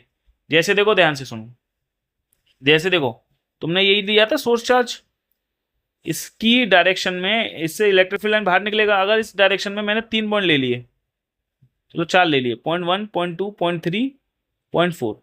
तो बच्चों इसका पोटेंशियल मान लो यहाँ पर V1 है, यहाँ V2 है, यहाँ V3 है और यहाँ V4 है। तो बच्चों देखो इसका पोटेंशियल V1 पे ज़्यादा होगा, फिर V2 पे और कम, फिर और कम। क्यों?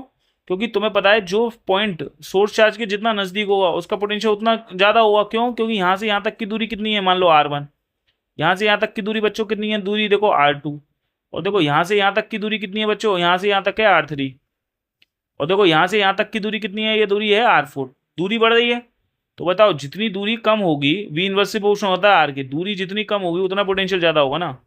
तो देखो 0.1 का पोटेंशियल ज़्यादा होगा 0.2 से, 0.2 से। अब ये बताओ ये इलेक्ट्रिक फील्ड की डायरेक्शन में पोटेंशियल वैल्यू घट रही है बढ़ रही है? घट रही है ना यार। तो इसलिए नेगेटिव साइन का मतलब यही होता है कि इलेक्ट्रिक फील्ड की डायरेक्शन में पोटेंशियल क्या होता है, घटता है भाई। ठीक है, तो यहाँ पर यही लिखा है in the direction of electric field potential decrease होता है। दो पॉइंट्स के बीच का पोटेंशियल डिफरेंस को वोल्टेज बोलते हैं। पोटेंशियल डिफरेंस एक स्केलर क्वांटिटी होती है, कुछ नोट है इंपॉर्टेंट नोट बस। ठीक है, जो भी हम वर्कडन करते हैं एक्सटर्नल वर्कडन, एक्सटर्नल फोर्स की वजह से जो वर्कडन होता है वो हमेशा इलेक्ट्रिक फोर्स की वर्कडन के अपोजिट होता है, माइनस लगा देते हैं इसलिए। ठीक है, क्योंकि तुम एक्सटर्नल फोर्स की वजह से वर्कडन इधर कर रहे थे, इलेक्ट्रिक फोर्स की वजह से वर्कडन इधर हो रहा था, तो दोनों की वजह से वर्कडन एक दूसरे के अपोजिट होते हैं, माइनस लगा देते हैं। सही है। यूनिफॉर्म इलेक्ट्रिक फील्ड में पोटेंशियल डिफरेंस दो पॉइंट के बीच का कितना आता है, -1 से 2 vector E dot vector D R आता है, याद रखिए। किसी पर्टिकुलर पॉइंट पर पोटेंशियल निकालते हैं तो -∞ vector E dot vector D R लिख देते हैं। बोलो समझ में आया नहीं है? ठीक है, आज मैं खाली थ्योरी बता रहा हूँ। ठीक है, अब मैं इसके PYQ कराऊंगा आगे के। ठीक है, उसमें तो आपको बहुत अच्छे से क्लियर हो जाएंगी चीज़ें। ठीक है बेटा, उसके बाद ये जो फॉर्मूला बताया था ना पोटेंशियल डिफरेंस का, ये external work done upon Q not, इसको हम ऐसे भी ले सकते हैं। पोटेंशियल डिफरेंस का फॉर्मूला होता है, ये जनरल फॉर्मूला होता है। ठीक है, किसी चार्ज को किसी पॉइंट 1 से पॉइंट 2 तक लेके आने में फॉर्मूला होता है work done per unit charge. ठीक, एक इसको जब सॉल्व करते हैं तो फॉर्मूला ये आ जाता है -1 से 2 vector E dot vector D R. ठीक है, अब मान लो इलेक्ट्रिक फील्ड वेरी कर रहा हो एक्स वाई जेड डायरेक्शन में, तो कुछ नहीं करना, यहाँ पे E X into D X लिखेंगे, प्लस करेंगे E Y into D Y लिखेंगे और E Z into D Z लिखेंगे। जो इलेक्ट्रिक फील्ड वेरी कर रहा है किस पॉइंट से किस पॉइंट तक एक्स डायरेक्शन में, तो उसके कोऑर्डिनेट लिखते हैं x1 से x2। वाई डायरेक्शन में इलेक्ट्रिक फील्ड कहाँ से कहाँ तक वेरी कर रहा है y1 से y2, और जेड डायरेक्शन में कहाँ से वेरी कर रहा है z1 से z2, ये लिख देते हैं। ये एक फॉर्मूला बन जाता है। ठीक है, एक फॉर्मूला और बनता है, इलेक्ट्रिक फील्ड का फॉर्मूला होता है माइनस के डी वाई डी आर। ठीक है, तो अगर ये कह रहा है कि पोटेंशियल एक्स का फंक्शन है, पोटेंशियल एक्स के साथ वेरी कर रहा है, तो खाली आप electric field along the X direction निकालोगे तो माइनस के del V upon del X निकालोगे। उस दौरान अगर पोटेंशियल एक्स के साथ वेरी कर रहा है तो केवल और केवल आपको एक्स लेना है, एक्स वेरिएबल लेना है, और वाई जेड कॉन्स्टेंट लेना है उस समय। ऐसे ही इलेक्ट्रिक फील्ड वाई डायरेक्शन में निकालने हैं तो del V upon del Y करेंगे, उस समय एक्स और जेड कॉन्स्टेंट होंगे। और ऐसे ही इलेक्ट्रिक फील्ड जेड डायरेक्शन में लेंगे तो उस समय जेड वेरी करेगा और एक्स और वाई कॉन्स्टेंट होगा। ठीक है, ये आपको इलेक्ट्रिक फील्ड के कंपोनेंट बताएं in terms of Y on Y में। ठीक है, ये ध्यान रखना है। ठीक, इससे क्या होगा, इस इन दोनों फॉर्मूले से क्या होगा, कुछ सॉल्यूशन हम कुछ सवाल देखेंगे, न्यूमेरिकल्स देंगे, तब वहाँ पर ये फॉर्मूले यूज़ हो जाते हैं। ठीक है, इसे भी आप लिख लेना। ठीक है, नेक्स्ट देखते हैं अब हम इक्विपोटेंशियल सरफेस क्या होता है। देखिए इक्विपोटेंशियल सरफेस ऐसा सरफेस होता है। ठीक है, इक्विपोटेंशियल सरफेस आर दो सरफेस विच है same electric potential at every point on the surface. मतलब हर पॉइंट पर पोटेंशियल की वैल्यू क्या होती है, सरफेस सेम होती है। ऐसे सरफेस को बोलते हैं इक्विपोटेंशियल सरफेस। ठीक है, द सरफेस जो होता है स्फेरिकल कंडक्टर का क्या होता है, देखो इधर जैसे यहाँ पे दिखाया है मैंने, इक्विपोटेंशियल सरफेस है। क्यों है, देखो जैसे ये सोर्स चार्ज है Q, इससे यहाँ पर मैंने कुछ कंसेंट्रिक सर्किल लिए हैं बेटा। ठीक है, कुछ कंसेंट्रिक सर्किल बना दिए मैंने ऐसे ऐसे। अब ये बताओ, पहले मान लो यही पॉइंट, यही सरफेस है, ये सरफेस है S1 और ये सरफेस है S2। इस पे यहाँ से यहाँ तक की दूरी ले लो, इस पर बहुत सारे पॉइंट कंसीडर करो, कोई एक पॉइंट नहीं कई सारे पॉइंट कंसीडर करो। देखो इसके हर एक पॉइंट पर पोटेंशियल की वैल्यू सेम होनी चाहिए। तो देखो यहाँ से इस पॉइंट पर पोटेंशियल की वैल्यू क्या होगी, मान लो ये दूरी R1 है, तो इस पॉइंट पर पोटेंशियल की वैल्यू होगी sir 1/4 pi epsilon not into Q1। मान लो ये साथ Q है ना, तो Q लिखेंगे Q upon R1, Q upon R1। तो बेटा इस पॉइंट पर भी वैल्यू यही होगी, बेटा इस पॉइंट पर भी वैल्यू यही होगी, इस पॉइंट पर भी वैल्यू होगी, इस पर भी यही होगी, यही होगी। क्यों? क्योंकि ये दूरी R1 की वैल्यू सेम है इस सरफेस के लिए, S1 के लिए। तो ये सरफेस कैसा सरफेस कहलाएगा सर, ये इक्विपोटेंशियल सरफेस कहलाएगा। कैसा सरफेस कहलाएगा ये इक्विपोटेंशियल सरफेस कहलाएगा। ठीक है बेटा, ऐसे ही ये वाला सरफेस देख लो, यहां से यहां तक की दूरी मान लो ये दूरी है R2, ये दूरी है R2, तो ये मान लो ये सरफेस है S2। तो बच्चों इस पॉइंट पर पोटेंशियल की वैल्यू क्या होगी सर, 1/4πε0 Q/R2 होगी। कितनी होगी? Q/R2। ठीक है, अब आप देखोगे कि इसके यहाँ पॉइंट पे ले लो, ये पॉइंट ले लो, ये पॉइंट ले लो, जो दूरी R2 है वो तो चेंज होने वाली नहीं है, वो रेडियस तो सेम रहेगी हर पॉइंट पे, इसलिए ये वाला भी सरफेस कैसा कहलाएगा? इक्विपोटेंशियल सरफेस कहलाएगा। क्या कहलाएगा? Equipotential surface. तो इक्विपोटेंशियल सरफेस क्या होते हैं? ऐसे सरफेस जिसके हर एक पॉइंट पर पोटेंशियल की वैल्यू क्या होगी? इसके हर एक पॉइंट पर पोटेंशियल की वैल्यू सेम होगी। ऐसे इस वाले सरफेस को चुनोगे तो इसके हर पॉइंट पर पोटेंशियल की वैल्यू सेम होगी, सही है। ऐसे इस वाले सरफेस को चुनोगे तो इसके हर एक पॉइंट पर पोटेंशियल की वैल्यू सेम होने वाली है, सही है। ऐसे इसके हर एक पॉइंट पर, तो ये सारे सरफेस कैसे हो गए? इक्विपोटेंशियल सरफेस हो गई।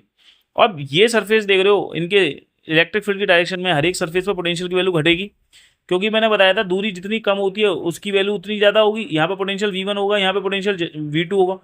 तो मैं बताया था V1 ग्रेटर देन होगा V2। और जो सोर्स चार्ज है Q, इससे इलेक्ट्रिक फील्ड की डायरेक्शन किधर निकलेगी? बाहर की ओर। तो देख रहे हो इलेक्ट्रिक फील्ड की डायरेक्शन में पोटेंशियल की वैल्यू घट रही है। देख लो पोटेंशियल की वैल्यू, देखो इस पॉइंट पर पोटेंशियल और इस पॉइंट पर पोटेंशियल देख लो। देखो इस पॉइंट पर पोटेंशियल है V1, इस पॉइंट पर पोटेंशियल है V2। तो बच्चों देखो पोटेंशियल की वैल्यू घट रही है ना मेरे भाई, V1 ग्रेटर देन है V2 से, पोटेंशियल की वैल्यू घटती है, याद रखना। इलेक्ट्रिक फील्ड की डायरेक्शन में पोटेंशियल की वैल्यू क्या हो रही है? घट रही है। ठीक है, ये इंडिकेट कर रहा है नहीं कर रहा? ठीक है, ये देख लो। अब यहाँ पर मैंने एक सरफेस लिया है, ये इक्विपोटेंशियल सरफेस है बच्चों। क्या लिया है? ये इक्विपोटेंशियल सरफेस। क्योंकि इक्विपोटेंशियल सरफेस ऐसा सरफेस होता है जिसका हर एक पॉइंट, अगर मैंने इस वाले सरफेस पर दो पॉइंट कंसीडर कर लिए, पॉइंट ए पॉइंट बी, कौन से कंसीडर कर लिए बेटा? Point A point B. तो देख रहे हो इन दो पॉइंट्स पर पोटेंशियल की वैल्यू इस पॉइंट पर, इस पॉइंट पर, दोनों की वैल्यू सेम है, V और V है। कितनी है बेटा? V और V है। कितनी है? V और V है। क्लियर है? तो डार्क ले लेते हैं। कितनी है? V और V है। क्लियर है? तो अब आप क्या देख रहे हैं कि अगर मैं किसी चार्ज को इस पॉइंट से इस पॉइंट तक लेके आने में वर्क करूं तो वर्क डन कितना होगा? 0 होगा, क्योंकि वर्क डन का फॉर्मूला क्या होता है sir? Charge into potential difference होगा, VA माइनस VB। लेकिन तुम्हें पता है VA भी V है और VB भी V है, तो पोटेंशियल डिफरेंस वर्क डन कितना हो जाएगा? 0 हो जाएगा। तो किसी चार्ज को इस पॉइंट से इस पॉइंट तक लेके आने में जो वर्क डन होता है वो 0 होता है। हम ऐसे भी समझ सकते हैं दो पॉइंट्स के बीच का पोटेंशियल डिफरेंस कितना होता है? VB minus VA equal to minus vector E dot vector DR होता है। क्योंकि इक्विपोटेंशियल सरफेस पर पोटेंशियल की वैल्यू सेम होगी, तो VB बराबर VA को यहाँ पे रखोगे तो क्या आ जाएगा? Vector E dot vector DR 0 हो जाएगा। अगर ऐसा होगा तो इसका मतलब इलेक्ट्रिक फील्ड और जो पोजीशन वेक्टर हैं वो एक दूसरे के क्या होंगे? परपेंडिकुलर होंगे। मतलब इलेक्ट्रिक फील्ड इक्विपोटेंशियल सरफेस के क्या होगा? परपेंडिकुलर होगा। इससे ये निकलता है अगर किसी दो वेक्टर क्वांटिटी का डॉट प्रोडक्ट 0 आता है ना, तो इसका मतलब ये होता है कि इलेक्ट्रिक फील्ड इस इक्विपोटेंशियल सरफेस के कैसा है? परपेंडिकुलर है। तो समझ में आ गया? जब दो वेक्टर क्वांटिटी का डॉट प्रोडक्ट करते हैं तो वो हमेशा 0 आता है। इसका मतलब दोनों वेक्टर एक दूसरे के क्या होते हैं बेटा? परपेंडिकुलर होते हैं, याद रखना। इसलिए यहाँ पर कुछ इक्विपोटेंशियल सरफेस दिखाए हैं। देखो ये इक्विपोटेंशियल सरफेस है, ये इक्विपोटेंशियल सरफेस है। इसके जो सोर्स चार्ज के नजदीक होगा, भाई इलेक्ट्रिक फील्ड किसकी वजह से बना होगा? कोई सोर्स चार्ज से ही तो बनना होगा ये इलेक्ट्रिक फील्ड जो यहाँ से निकला है। तो यहाँ से यहाँ तक की दूरी देखो कम है, तो देखो यहाँ से यहाँ तक की दूरी और ज़्यादा हो गई, दूरी बढ़ गई। तो वो दूरी बढ़ने से पोटेंशियल की वैल्यू घट रही है। तो देखो पोटेंशियल V1 ज़्यादा होगा, फिर V2 कम होगा, फिर V3 और कम होगा, V4 और कम होगा, V5 और कम होगा। और इलेक्ट्रिक फील्ड की डायरेक्शन में ऐसा हो रहा है कि पोटेंशियल की वैल्यू क्या हो रही है? डिक्रीज हो रही है। और इलेक्ट्रिक फील्ड इस सरफेस के परपेंडिकुलर है, तो हमेशा याद रख। तो क्या देख रहे हो आप? पोटेंशियल की वैल्यू घटती है इलेक्ट्रिक फील्ड की डायरेक्शन में, ये ध्यान रखना। ठीक है, अब कुछ प्रॉपर्टीज हैं इक्विपोटेंशियल सरफेस की। यहाँ पर वही चीज दिखाई है, दो सरफेस दिखाए हैं, एक सरफेस ये, एक सरफेस ये। क्योंकि इलेक्ट्रिक फील्ड के नजदीक जो सरफेस होगा उसका पोटेंशियल ज्यादा होगा, याद रखो। इसका पोटेंशियल ज्यादा है, इसका पोटेंशियल कम है। तो ये दिखाया है potential V1 less than V2 है, और जो है पोटेंशियल इलेक्ट्रिक फील्ड की डायरेक्शन में घटता है, ये ध्यान रखना। ठीक है, ध्यान रखना। ठीक है, ठीक, क्लियर। देखो नेक्स्ट प्रॉपर्टीज बताइए इक्विपोटेंशियल सरफेस की क्या होती है। ठीक, कैसे करेंगे? ये E इंटू डी पता है कैसे लिखा है? E इक्वल टू होता है ना माइनस के dV/dr। तो बच्चों E इक्वल टू माइनस के dV क्या होता है? Final V2 minus V1 upon के dr। तो आप अगर इसे लिखना चाहें तो E इक्वल टू लिख सकते हैं V1 माइनस V2 अपॉन के dr। पोटेंशियल डिफरेंस बराबर होता है V1 minus V2 equal to E into dr। अब dr कितना है इसका? dr है D, तो यहाँ ई इंटू डी लिख देंगे, तो V1 माइनस V2 बराबर हो जाएगा ई इंटू डी। तो ये V1 माइनस V2 है, ध्यान रखना, V1 माइनस V2 बराबर लिख देंगे ई इंटू डी। क्लियर है? ठीक। अब कुछ प्रॉपर्टीज हैं इक्विपोटेंशियल सरफेस की, बहुत ही इंपॉर्टेंट है। पहला कि अगर मैंने 2 पॉइंट ले लिए, पॉइंट ए पॉइंट बी है, किसी चार्ज को इस पॉइंट से इस पॉइंट तक लेके आने में जो वर्क डन करूंगा कितना करूंगा बताओ? या इस चार्ज को इस यहाँ कह सकते हो कि ए से बी पे लेके आ रहे हो चार्ज को, ठीक है, तो वर्क डन कितना होगा? वी बी माइनस वी है। तो पोटेंशियल डिफरेंस बी पे भी वी है और वी ए पे भी वी है, क्योंकि इक्विपोटेंशियल सरफेस है ना ये लिखा है। अच्छा, इक्विपोटेंशियल सरफेस वो सरफेस होता है जहाँ पे पोटेंशियल की वैल्यू क्या होती है? सेम होती है, तो इसलिए वर्क डन क्या आएगा? 0 आएगा। दूसरा चीज मैंने बताया था, इनका डॉट प्रोडक्ट क्या होता है? 0 होता है। तो इसका मतलब इलेक्ट्रिक फील्ड सरफेस के क्या होगा? परपेंडिकुलर होगा। तो ये परपेंडिकुलर होता है जब इलेक्ट्रिक फील्ड और पोजीशन वेक्टर है उनका डॉट प्रोडक्ट 0 होता है। और ये पोजीशन वेक्टर कहाँ बनाते हैं? सरफेस पर बनाते हैं, इक्विपोटेंशियल सरफेस पर बनाते हैं। तो इलेक्ट्रिक फील्ड और इक्विपोटेंशियल सरफेस जब एक दूसरे के परपेंडिकुलर होते हैं, परपेंडिकुलर क्यों होंगे? क्योंकि डॉट प्रोडक्ट क्या होगा? 0 होगा। तो इसलिए इलेक्ट्रिक फील्ड हमेशा इक्विपोटेंशियल सरफेस के कैसा होगा? परपेंडिकुलर। तो ये सरफेस कैसा है? इक्विपोटेंशियल सरफेस है, इक्विपोटेंशियल सरफेस है। और इक्विपोटेंशियल सरफेस पर इलेक्ट्रिक फील्ड हमेशा कैसा होगा बेटा? परपेंडिकुलर होगा। कैसा होगा? परपेंडिकुलर होगा। ध्यान रखना, कभी भी दो इक्विपोटेंशियल सरफेस एक दूसरे को इंटरसेक्ट नहीं करते। अगर काटेंगे किसी कॉमन पॉइंट पर तो दो वैल्यू हो जाएंगी इलेक्ट्रिक पोटेंशियल की किसी पर्टिकुलर इंटरसेक्शन पर, जो कि इम्पॉसिबल है। जैसे जैसे मैंने बताया था ना, इलेक्ट्रिक फील्ड लाइंस कभी नहीं काटती, ऐसे इक्विपोटेंशियल सरफेस एक दूसरे को कभी नहीं काटते। ये मान लो एक सरफेस ये है और दूसरा सरफेस ये है, इसके इंटरसेक्शन पर दो वैल्यू मिलेंगी तुम्हें पोटेंशियल की, जो कि पॉसिबल ही नहीं है। हमेशा एक सरफेस पर एक ही पोटेंशियल की वैल्यू मिलती है इक्विपोटेंशियल सरफेस पे, यहाँ पे दो दो मिल रही है, क्योंकि इम्पॉसिबल है, कभी हो ही नहीं सकता ऐसा। ठीक है, ये बताया है चौथा पॉइंट में, दो इक्विपोटेंशियल सरफेस क्लोज होंगे जितने नजदीक होंगे, वो कब होंगे? जब स्ट्रॉन्ग इलेक्ट्रिक फील्ड होगा। और दो इक्विपोटेंशियल सरफेस दूर दूर कब होंगे? जब वीक इलेक्ट्रिक फील्ड होगा। ठीक है, जैसे देखो, इलेक्ट्रिक फील्ड जितना नजदीक, जितना ज्यादा स्ट्रॉन्ग होगा उतना इक्विपोटेंशियल सरफेस नजदीक होंगे। जैसे अगर पॉजिटिव चार्ज है तो इससे इलेक्ट्रिक फील्ड लाइन ऐसे निकल रही है बाहर की ओर, पहले इलेक्ट्रिक फील्ड लाइन दिखा दो।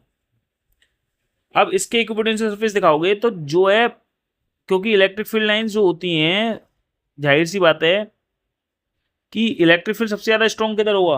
पॉजिटिव चार्ज से जितना नजदीक होंगे उतना इलेक्ट्रिक फील्ड ज्यादा होगा। तो वहां इक्विपोटेंशियल सरफेस दिख रहे हो, बिल्कुल नजदीक दिखा रहे हो। और जैसे जैसे दूरी जाएंगे वैसे वैसे इनके इक्विपोटेंशियल सरफेस के बीच की दूरी क्या हो जाएगी? बढ़ जाएगी। ये देख रहे हो, दूरी बढ़ जाएगी। ये दूरी क्या हो जाएगी बेटा? बढ़ जाएगी। जब ये दूरी बढ़ जाएगी तो आप क्या बोलोगे? सर दूरी बढ़ गई, दूरी बढ़ जा रही है, यहाँ पे दूरी बढ़ रही है, यहाँ दूरी कम है, यहाँ और कम है, यहाँ और कम है, वहाँ और कम है। सही है, तो ये दूरी बढ़ती जा रही है, बढ़ती जा रही है जब फील्ड वीक होगा। क्योंकि फील्ड सबसे ज्यादा स्ट्रॉन्ग कहाँ होगा मुझे बताओगे? फील्ड सबसे स्ट्रॉन्ग होगा जितना नजदीक होगा सोर्स चार्ज के, उतना इलेक्ट्रिक फील्ड स्ट्रॉन्ग होगा। और सोर्स चार्ज से जितना दूर जाओगे इलेक्ट्रिक फील्ड वीक होता जाएगा, क्योंकि इलेक्ट्रिक फील्ड इन्वर्सली प्रोपोर्शनल होता है आर स्क्वायर के। जैसे जैसे दूरी बढ़ेगी वैसे वैसे इलेक्ट्रिक फील्ड क्या होगा? कमजोर हो जाएगा, वीक हो जाएगा। समझ में आया? जितनी दूरी कम होगी उतना ही इलेक्ट्रिक फील्ड कैसा हो जाएगा बेटा? स्ट्रॉन्ग होगा। ये भी ध्यान रखना है। ठीक है, तो यहाँ पर मेरे भाई यही बताया है।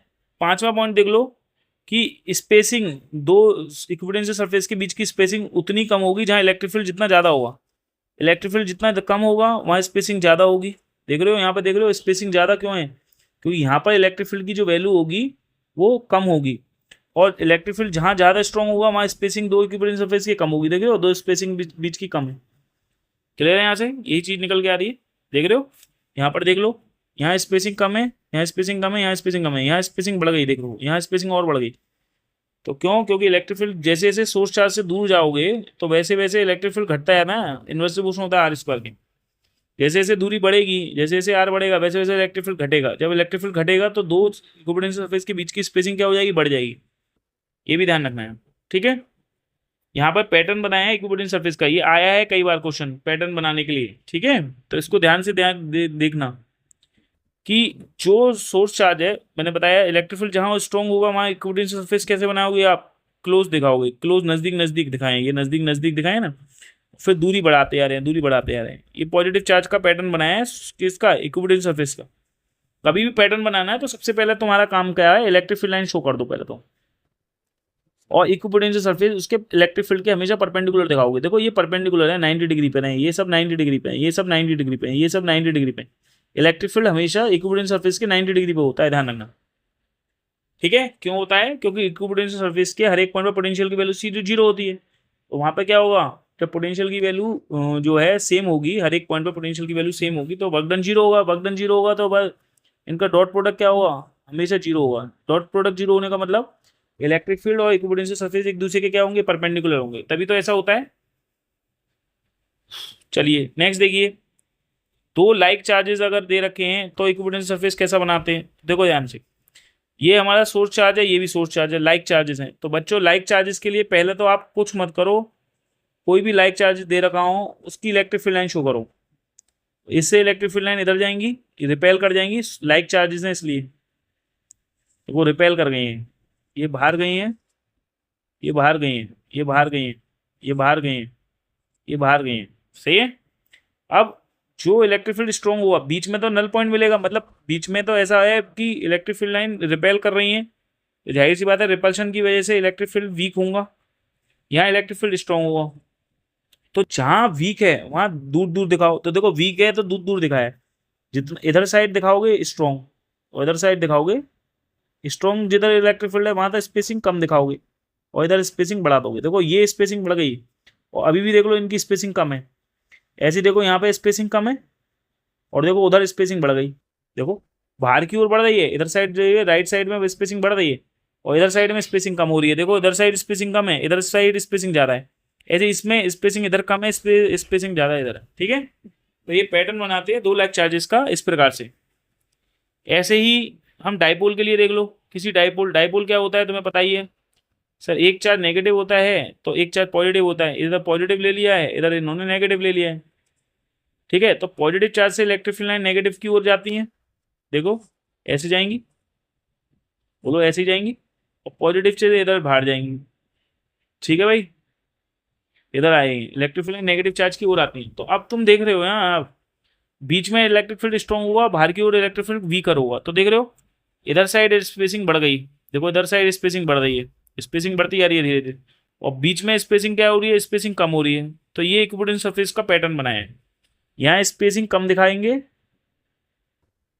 देखो यहाँ कम दिखाएंगे, यहाँ ज़्यादा दिखाएंगे, देखो ऐसे दिखाएंगे, देखो देखो यहाँ स्पेसिंग कम है, यहाँ स्पेसिंग बढ़ गई, देखो ये स्पेसिंग बढ़ गई है। तो ऐसा होता है किसके केस में, इक्विपोटेंशियल सरफेस के पैटर्न के केस में। जब इलेक्ट्रिक फील्ड स्ट्रॉन्ग होता है तो स्पेसिंग घट जाती है, और जब इलेक्ट्रिक फील्ड वीकर होता है तो स्पेसिंग बढ़ जाती है। ठीक है, अब देखिए इलेक्ट्रोस्टैटिक पोटेंशियल एनर्जी क्या होती है, पोटेंशियल एनर्जी क्या होती है। ठीक है, जब हम कोई वर्क करते हैं तो कहीं ना कहीं वो एनर्जी होती है और वो एनर्जी कहीं ना कहीं स्टोर होती है जब हम किसी के अगेंस्ट वर्क करते हैं। जैसे एक केस बता रहा हूँ स्प्रिंग का, ये एक ब्लॉक है। ठीक है, जनरली आप इसको जब फोर्स लगाते हो, एक्सटर्नल फोर्स लगाते हो, ठीक है, ये एक्सटर्नल फोर्स भी किसी फो के अगेंस्ट ही लग रहा है ना। देखो जब आप ये स्प्रिंग को एक्सटर्नल फोर्स लगा के खींचोगे तो देखो हुआ क्या, ये एक्सटर्नल फोर्स लगाया आपने, अब क्या हुआ, इसके अपोजिट में एक फोर्स लगेगा जिसे हम स्प्रिंग फोर्स बोलेंगे, बोलो बोलेंगे नहीं, ये डिस्प्लेसमेंट है एक्स। ठीक है, ये स्प्रिंग फोर्स एक्सटर्नल फोर्स के अपोजिट होता है, क्या होता है, अपोजिट। तो जाहिर सी बात है जब ये फोर्स अपोजिट लगेगा, जाहिर सी बात है, तो जाहिर यहाँ पर जो आप फोर्स देख रहे हो कि कहीं ना कहीं ये जो एक्सटर्नल फोर्स हम लगा रहे हैं स्प्रिंग फोर्स के अगेंस्ट लगा रहे हैं, तो कहीं ना कहीं जो हमारी एनर्जी है वो स्टोर होगी। ठीक है, वो जो स्टोर्ड एनर्जी होगी वही उसकी पोटेंशियल एनर्जी कहलाएगी, क्योंकि जब आप इसे छोड़ोगे ना, यहाँ पे जब फोर्स हटा दोगे तो ये अपनी ओरिजिनल पोजीशन में वापस आना चाहेगा। और वो कब आएगा, जब वो उसकी एनर्जी क्या होगी, जब आप फोर्स हटाओगे तो उसकी एनर्जी रिलीज होगी, क्योंकि उसके अंदर कुछ ना कुछ एनर्जी स्टोर्ड हुई है। वही जो स्टोर्ड एनर्जी है वही उसकी पोटेंशियल एनर्जी है, ध्यान रखना कौन सी एनर्जी है, पोटेंशियल एनर्जी। तो जब आप इसे छोड़ोगे तो पोटेंशियल एनर्जी धीरे धीरे क्या होगी बेटा, रिलीज होगी। और जब कोई एक एनर्जी रिलीज होती है, एक एनर्जी जो है हम खर्च करते हैं, तो दूसरी एनर्जी में वो एनर्जी कन्वर्ट होती है। तो यहाँ पर पोटेंशियल एनर्जी कन्वर्ट हो जाएगी किसमें, काइनेटिक एनर्जी में। जब हम इसे छोड़ेंगे तो कहीं ना कहीं ये पीछे ओरिजिनल पोजीशन पे वापस आना चाहेगा। तो कहीं ना कहीं इसकी स्पीड क्या होगी, जैसे छोड़ोगे झटके के साथ तो एकदम से ये तेजी से उधर मूव करेगा, तो उसकी स्पीड इधर डायरेक्शन में बढ़ेगी, बढ़ेगी नहीं बढ़ेगी। फिर क्या होगा, जब ये दोबारा से इस पोजीशन पे आ जाएगा यहाँ पे कंप्रेस होके, तो फिर कुछ ना कुछ एनर्जी स्टोर कर लेगा, तो वो उसकी पोटेंशियल एनर्जी के रूप में होगी। जैसे जस्ट लाइक एक पेंडुलम होता है, देखो यहाँ पर है पेंडुलम, अगर तुमने यहाँ पे एक फोर्स लगा करके इसे छोड़ दिया, पेंडुलम कुछ ऊंचाई पे जाएगा, तो कुछ ऊंचाई पे जाएगा, तो कुछ ऊंचाई पे जाने पे इसकी पोटेंशियल एनर्जी में स्टोर होगी नहीं होगी एनर्जी, तो फिर पेंडुलम दोबारा से यहाँ पे आएगा, यहाँ पे आएगा तो कुछ ना कुछ यहाँ पे स्पीड होगी इसके पास, तो कहीं ना कहीं पोटेंशियल एनर्जी यहाँ पे जैसे आएगा तो इसकी यहाँ पे पोटेंशियल एनर्जी जीरो हो गई, लेकिन पूरी की पूरी पोटेंशियल एनर्जी किस में कन्वर्ट हो गई, काइनेटिक एनर्जी में। तो कहने का मतलब है कि हम जब किसी चीज के अगेंस्ट वर्क करते हैं ना, तो कोई ना कहीं हमारा वर्क जो है कोई ना कोई एनर्जी के रूप में स्टोर हो जाता है, वही एनर्जी पोटेंशियल एनर्जी के रूप में होती है। अब यहाँ पर जो एनर्जी स्टोर हो रही है वो कैसे हो रही है, देखो कि भैया हमने एक कोई पॉइंट ले लिया, कोई सोर्स चार्ज ले लिया Q1, इससे R दूरी पर एक पॉइंट है P, इस पॉइंट पर हमें पता है एक चार्ज Q2 को लेके आना है, इस पॉइंट पर चार्ज Q2 को लेके आना है, कहाँ से लाओगे तुम, सर इन्फिनिटी से इस पॉइंट P तक लेके आने में जो वर्क करेंगे, अब वर्क जो करोगे तुम देखो कहीं ना कहीं इस पॉजिटिव चार्ज की वजह से एक इलेक्ट्रिक फील्ड बना होगा, उस इलेक्ट्रिक फील्ड में के अगेंस्ट तुम इस चार्ज को लेके आ रहे हो, क्योंकि इलेक्ट्रिक फील्ड है तो कंजर्वेटिव फोर्स भी इधर इसी डायरेक्शन में लगाएगा, इलेक्ट्रिक फोर्स भी इधर लगाएगा, तुम उस वर्कडन जो फोर्स वर्कडन जो कर रहे हो, ठीक है, किसी चार्ज को अगेंस्ट द इलेक्ट्रिक फील्ड लेके आने में कर रहे हो, तो जाहिर सी बात है किसी भी कंजर्वेटिव फोर्स के अगेंस्ट तुम वर्क करते हो तो वो कहीं ना कहीं वर्क आपकी पोटेंशियल एनर्जी के रूप में क्या हो जाता है बेटा, स्टोर हो जाता है।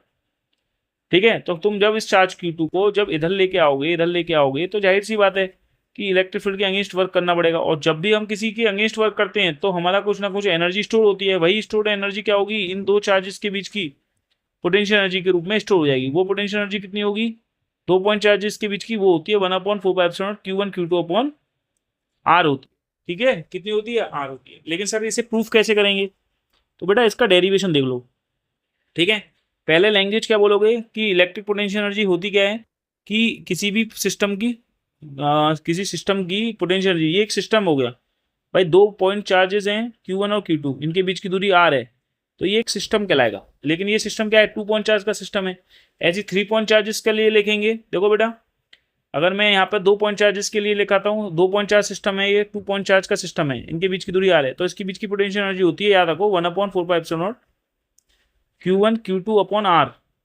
और अगर यहाँ पर 3 पॉइंट चार्ज का सिस्टम होता, ये दूरी R1 होती, ये दूरी R2 होती, ये दूरी R3 होती बेटा, ये चार्ज Q1 होता, ये चार्ज Q2 होता, ये चार्ज Q3 होता, तो पोटेंशियल एनर्जी कितनी लिखते, सर लिखते 1/4 Q1 Q2 अपॉन R1, ऐसे लिख देते 1/4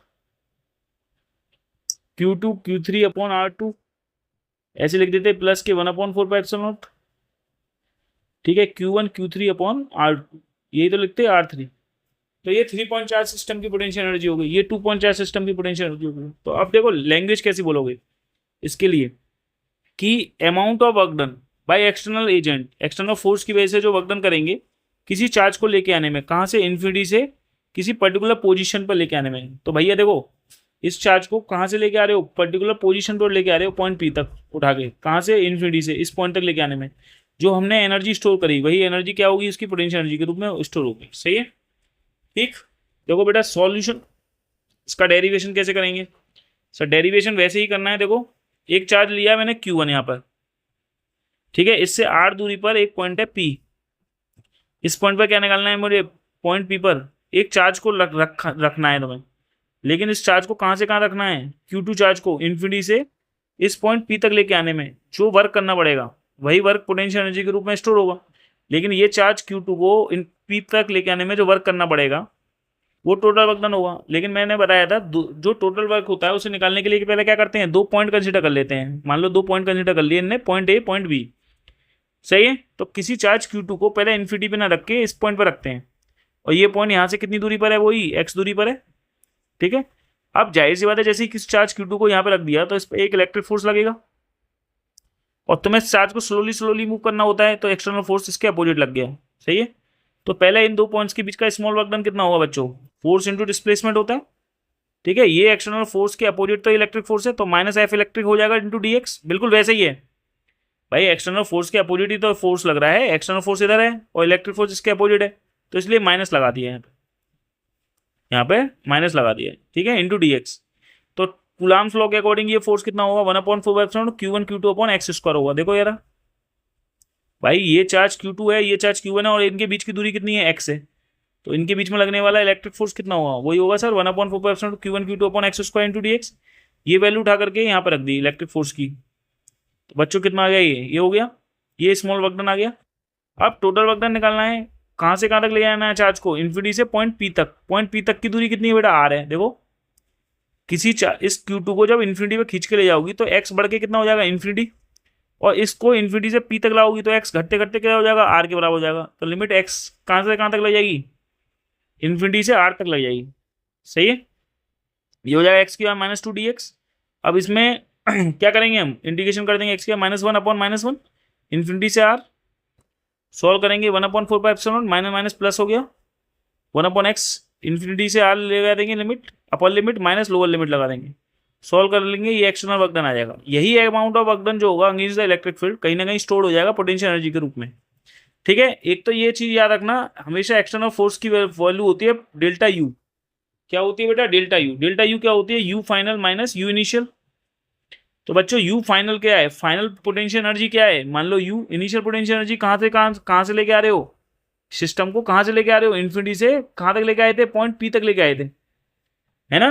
तो you final you position particular position पे लेके आए हो, ठीक है, और कहाँ से लेके आ रहे थे, इन्फिनिटी पर पोटेंशियल एनर्जी कितनी होती है, 0, तो यहाँ पे 0 लिख देंगे। तो एक्सटर्नल वर्क डन किसके बराबर हो जाएगा बेटा, सर एक्सटर्नल वर्क डन हो जाएगा यू के बराबर। तो यू बराबर हो जाएगा, एक्सटर्नल वर्क डन की वैल्यू कितनी है सर, 1/4πε0 Q1 Q2 अपॉन कितनी है, आर है। तो ये लिखना है आपको, देखो यहाँ पे यही लिखा है कि एक्सटर्नल वर्क डन किसके बराबर होगा, डेल्टा यू। डेल्टा यू होता है U final minus U initial, U final है U minus U infinity. U infinity की वैल्यू क्या होती है, लिख लेना, यू इन्फिनिटी की वैल्यू होती है सर 0।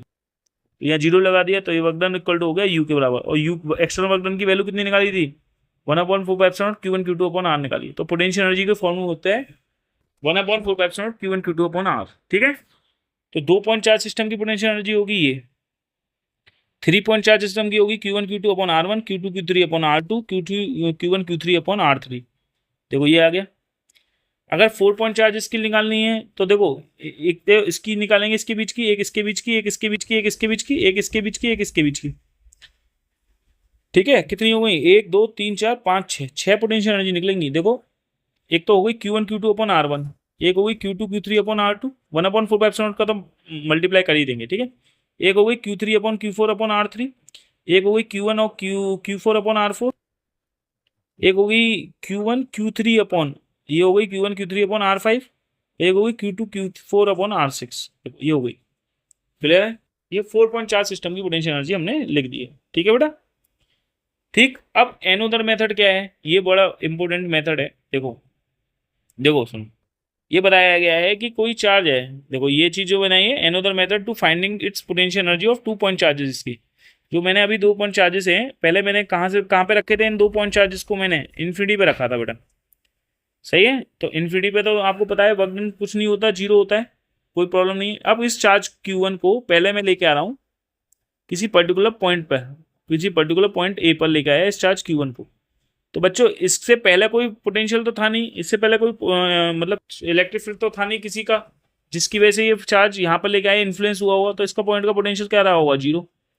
जब 0 होगा तो वर्क डन का फॉर्मूला होता है बेटा charge into potential, Q1 into V1। तो वर्क डन कितना आ गया, 0 आ गया।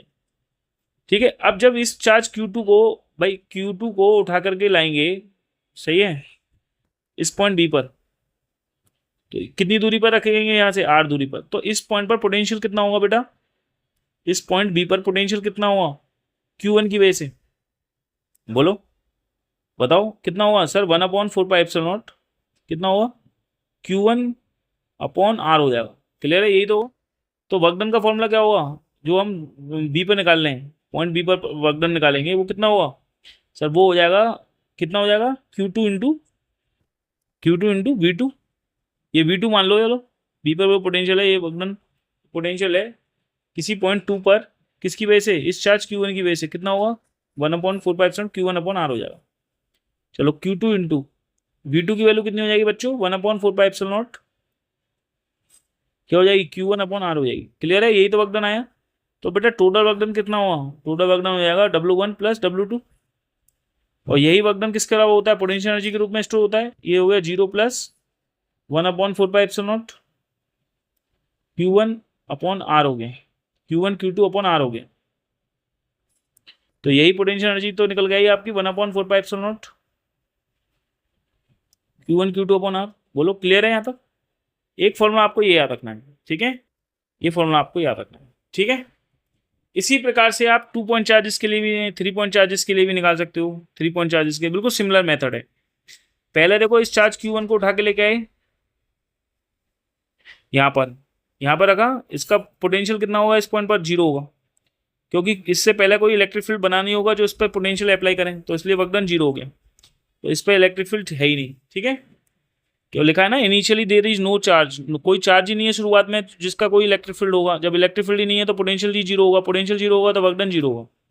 फिर चार्ज Q2 को उठा के लेके आए, देखो इस पॉइंट पर, तो इस पॉइंट पर पोटेंशियल कितना होगा, इसकी वजह से R1 दूरी पर रखा है ना इसको, अब इस चार्ज Q2 को, ठीक है, तो इस पॉइंट पर पोटेंशियल इसकी वजह से चार्ज Q1 की वजह से कितना होगा, इस पॉइंट पर पोटेंशियल 1/4 Q1/R1 होगा, ठीक है, क्योंकि इसको इस चार्ज Q2 को किसका सामना करना पड़ेगा, होगा इलेक्ट्रिक फील्ड का, Q1 का। और जहाँ इलेक्ट्रिक फील्ड होगा वो भी याद रखना, जहाँ भी इलेक्ट्रिक फील्ड होगा वहाँ इलेक्ट्रिक पोटेंशियल जरूर होगा। तो देखो Q2 इंटू V2 की वैल्यू हो गई 1/4 Q1/R1। V इन्फिनिटी का पोटेंशियल कितना होता है, 0 होता है, तो ये वर्क डन आ गया 1/4 Q1 Q2/R1। क्लियर है। ठीक इसी प्रकार से अब जैसे ही इस चार्ज Q3 को C पे लेके आओगे तो इस पॉइंट पर पोटेंशियल इस चार्ज Q1 की वजह से भी होगा, इस चार्ज Q2 की वजह से भी होगा। इस पॉइंट पर पोटेंशियल किसकी वजह से होगा, Q1 की वजह से भी होगा, 1/4 Q1 अपॉन यहाँ से यहाँ तक की दूरी कितनी है, R3, प्लस इसकी वजह से भी होगा पोटेंशियल, वो कितना हुआ, Q2/R2 होगा। इस पॉइंट पर पोटेंशियल होगा बच्चों, देखो इस पॉइंट पर पोटेंशियल कितना होगा, C पर यहाँ पर लिखा है, यही लिखा है Q1/R3 Q2/R2, तो टोटल वर्क डन कितना होगा, Q3 इंटू V3, तो ये हो जाएगा वर्क डन। तो टोटल वर्क डन पोटेंशियल पूरा वर्क डन कितना हो जाएगा, W1 plus W2 plus W3, तो दोनों तीनों को जो वर्क डन निकाला जोड़ दिया, जोड़ने के बाद ये वर्क डन आ गया। यही वर्क डन किसके रूप में स्टोर होगा, पोटेंशियल एनर्जी के रूप में। तो फॉर्मूला ये आ जाता है। चलो समझ में आया नहीं है, ठीक है बेटा, क्लियर है। ये 3 पॉइंट चार्ज सिस्टम के लिए ये एनोदर मेथड है। अब देखो नेक्स्ट, अगर कोई सिंगल चार्ज है एक्सटर्नल फील्ड में, जैसे कोई चार्ज Q0 को लेके आए लेकिन पहले से ही इलेक्ट्रिक फील्ड मौजूद था, ठीक है। अभी हमने क्या किया था कि किसी चार्ज Q1 को उठा के लेके आए थे सबसे पहले, तो इससे पहले कोई इलेक्ट्रिक फील्ड था ही नहीं, तो इस पॉइंट का पोटेंशियल 0 था, बात समझो। अब मैं किसी चार्ज को इस पॉइंट पर लेके आऊंगा P पर, लेकिन इस पॉइंट पर लेके आऊंगा क्योंकि पहले से इलेक्ट्रिक फील्ड मौजूद है, तो इस पॉइंट का पोटेंशियल ऑलरेडी मौजूद है ना, तो जो वर्क डन होगा वो होगा Q इंटू V। और कहाँ से लेके आ रहे हो, इन्फिनिटी से, V माइनस V इन्फिनिटी होगा, V माइनस V इन्फिनिटी होगा। V इन्फिनिटी का पोटेंशियल कितना होता है, 0 होता है ना यार। अरे भाई वर्क डन का फॉर्मूला क्या होता है, charge into potential difference, potential difference कितना होगा, V माइनस V इन्फिनिटी, और V इन्फिनिटी कितना है, 0, तो ये आ गया V माइनस 0, सही है। तो वर्क डन कितना आएगा, ये यही वर्क डन पोटेंशियल एनर्जी के रूप में स्टोर होगा, क्योंकि तुम जो एक्सटर्नल वर्क डन कर रहे हो इलेक्ट्रिक फील्ड के अगेंस्ट कर रहे हो, तो इसलिए वो पोटेंशियल एनर्जी के रूप में स्टोर हो जाएगा। तो U बराबर क्या हो जाएगा, Q इंटू V हो जाएगा। ये बस समझ में आई, एक सिंगल चार्ज के लिए दिखाया, लेकिन जब 2 पॉइंट चार्जेस हों तब क्या होगा। ये बहुत इंपॉर्टेंट फॉर्मूला है, ये ध्यान रखना, ये बहुत इंपॉर्टेंट फॉर्मूला है, और इस पर न्यूमेरिकल्स भी कई बनाए हुए हैं, ठीक है। ये देखो कि जब किसी चार्ज Q1 को उठा के लेके आओगे अगेंस्ट द इलेक्ट्रिक फील्ड, तो इस पॉइंट का पोटेंशियल तो पहले से मौजूद था V1, तो इसलिए work done Q1 into V1 होगा, सही है, ठीक है। V1 माइनस V इन्फिनिटी पे 0 होता है, तो V1 हो जाएगा, क्लियर है। अब ऐसे ही इसी चार्ज Q2 को उठा करके इसमें लाएंगे तो इसका पोटेंशियल तो ऑलरेडी पहले से मौजूद था, प्लस इसकी वजह से भी पोटेंशियल आ गया, कितना 1/4 इंटू Q1/R। भाई ये भी पोटेंशियल होगा, प्लस इस पर ऑलरेडी मौजूद पोटेंशियल रहेगा क्योंकि इलेक्ट्रिक फील्ड है, इलेक्ट्रिक फील्ड की वजह से, तो इन दोनों को पोटेंशियल को जोड़ देंगे हम। भाई एक तो पोटेंशियल देखो, एक तो पोटेंशियल भाई इस पर ऑलरेडी था V2, क्योंकि इस पॉइंट पर पोटेंशियल V2 क्यों रहा, क्योंकि इलेक्ट्रिक फील्ड था, तो इस पॉइंट का पोटेंशियल रहा होगा भाई कुछ ना कुछ, सही है। प्लस इस चार्ज Q2 को जब यहाँ पे लेके आओगे तो इस चार्ज Q1 की वजह से इस पॉइंट पर पोटेंशियल कितना होगा, 1/4 Q1/R होगा। अब जो पोटेंशियल निकलेगा W2 वो होगा Q2 into potential difference V पे कितना होगा, V पर पोटेंशियल होगा, ये कितना होगा बेटा V पे, वो होगा V2 plus 1/4 Q1/R, V2 plus 1/4 Q1/R, minus infinity से लेके आए तो V इन्फिनिटी 0 हो गया, तो ये आ गया फॉर्मूला। तो W बराबर क्या होगा, W1 प्लस W2, W1 कितना है Q1 V1, W2 कितना है Q2 V2 plus 1/4 Q1 Q2/R। तो ये वर्क डन आया, यही वर्क डन किसके रूप में होगा सर, पोटेंशियल एनर्जी के रूप में स्टोर होगा, वो कितना हो जाएगा, Q1 V1 plus Q2 V2 plus 1/4 Q1 Q2/R। जो समझ में आया, ये पोटेंशियल एनर्जी के रूप में स्टोर होगा, ठीक है। अब देखो इंपॉर्टेंट नोट, पोटेंशियल एनर्जी कैसी क्वांटिटी है सर, स्केलर क्वांटिटी है, ठीक है। 2 पॉइंट चार्जेस है, अगर लाइक चार्जेस हैं तो पोटेंशियल एनर्जी पॉजिटिव होगी, अनलाइक चार्जेस है तो पोटेंशियल एनर्जी नेगेटिव होगी। आपको बताया पोटेंशियल एनर्जी क्या होगी, 1/4 pi epsilon not Q1 Q2 upon R होता है। अगर दो लाइक चार्जेस हैं तो पॉजिटिव चार्जेस हैं प्लस Q1 प्लस Q2, तो इनका प्रोडक्ट क्या हुआ सर, पॉजिटिव हुआ, तो पोटेंशियल एनर्जी पॉजिटिव नहीं होगी। अगर दो अनलाइक चार्जेस हैं सर, एक प्लस Q1 है और एक माइनस Q2 है, इनके बीच की दूरी R है, तो इनका प्रोडक्ट करोगे Q1 और Q2 का, तो वो लेस देन जीरो नहीं आएगा, तो पोटेंशियल एनर्जी नेगेटिव नहीं आएगी मेरे भाई। बोलो आएगी नहीं आएगी, तो पोटेंशियल एनर्जी नेगेटिव हो जाती है। बोलो क्लियर है यहाँ तक। देखिए नेक्स्ट है कंजर्वेशन ऑफ मैकेनिकल एनर्जी का कंसेप्ट है ये बेसिकली। ये क्या होता है conservation of mechanical energy, is that is the system acted upon by conservative forces. ठीक है, कंजर्वेटिव फोर्स की वजह से जो हम एनर्जी देखते हैं उसे conservation of mechanical energy basically कहते हैं। ठीक है, टोटल एनर्जी जो होती है हमेशा मैकेनिकल एनर्जी कांस्टेंट होती है, वो एनर्जी जो होती है सम होता है काइनेटिक एनर्जी और पोटेंशियल एनर्जी का। ठीक है, विदाउट एनी लॉस, क्योंकि जो भी हम पढ़ते हैं ये कंजर्वेटिव फोर्स की वजह से एनर्जी पढ़ते हैं मैकेनिकल एनर्जी, और इसकी वजह से जो एनर्जी होती है बेसिकली कांस्टेंट होती है। क्यों? क्योंकि देखो सबसे पहले कंजर्वेटिव फोर्स क्या होते हैं, दो कंजर्वेटिव फोर्स होते हैं, spring force, gravitational force, electrostatic force, और इनके द्वारा किया गया जाने वाला वर्क केवल और केवल इनिशियल और फाइनल पोजीशन पर डिपेंड करता है, लेकिन पाथ पर डिपेंड नहीं करता है। इसलिए क्लोज पाथ के लिए वर्क डन की वैल्यू क्या होती है, हमेशा कंजर्वेटिव फोर्स की वजह से जीरो होती है। तो कंजर्वेशन ऑफ मैकेनिकल एनर्जी में ये बताया है मैथमेटिकली, वर्क एनर्जी थ्योरम पड़ी होगी, कंजर्वेटिव फोर्स की वजह से जो वर्क डन होता है, ठीक है, वो इक्वल टू होता है चेंज इन काइनेटिक एनर्जी के, और कंजर्वेटिव फोर्स की वजह से वर्क डन इक्वल टू होता है माइनस के चेंज इन पोटेंशियल एनर्जी की वजह से होता है।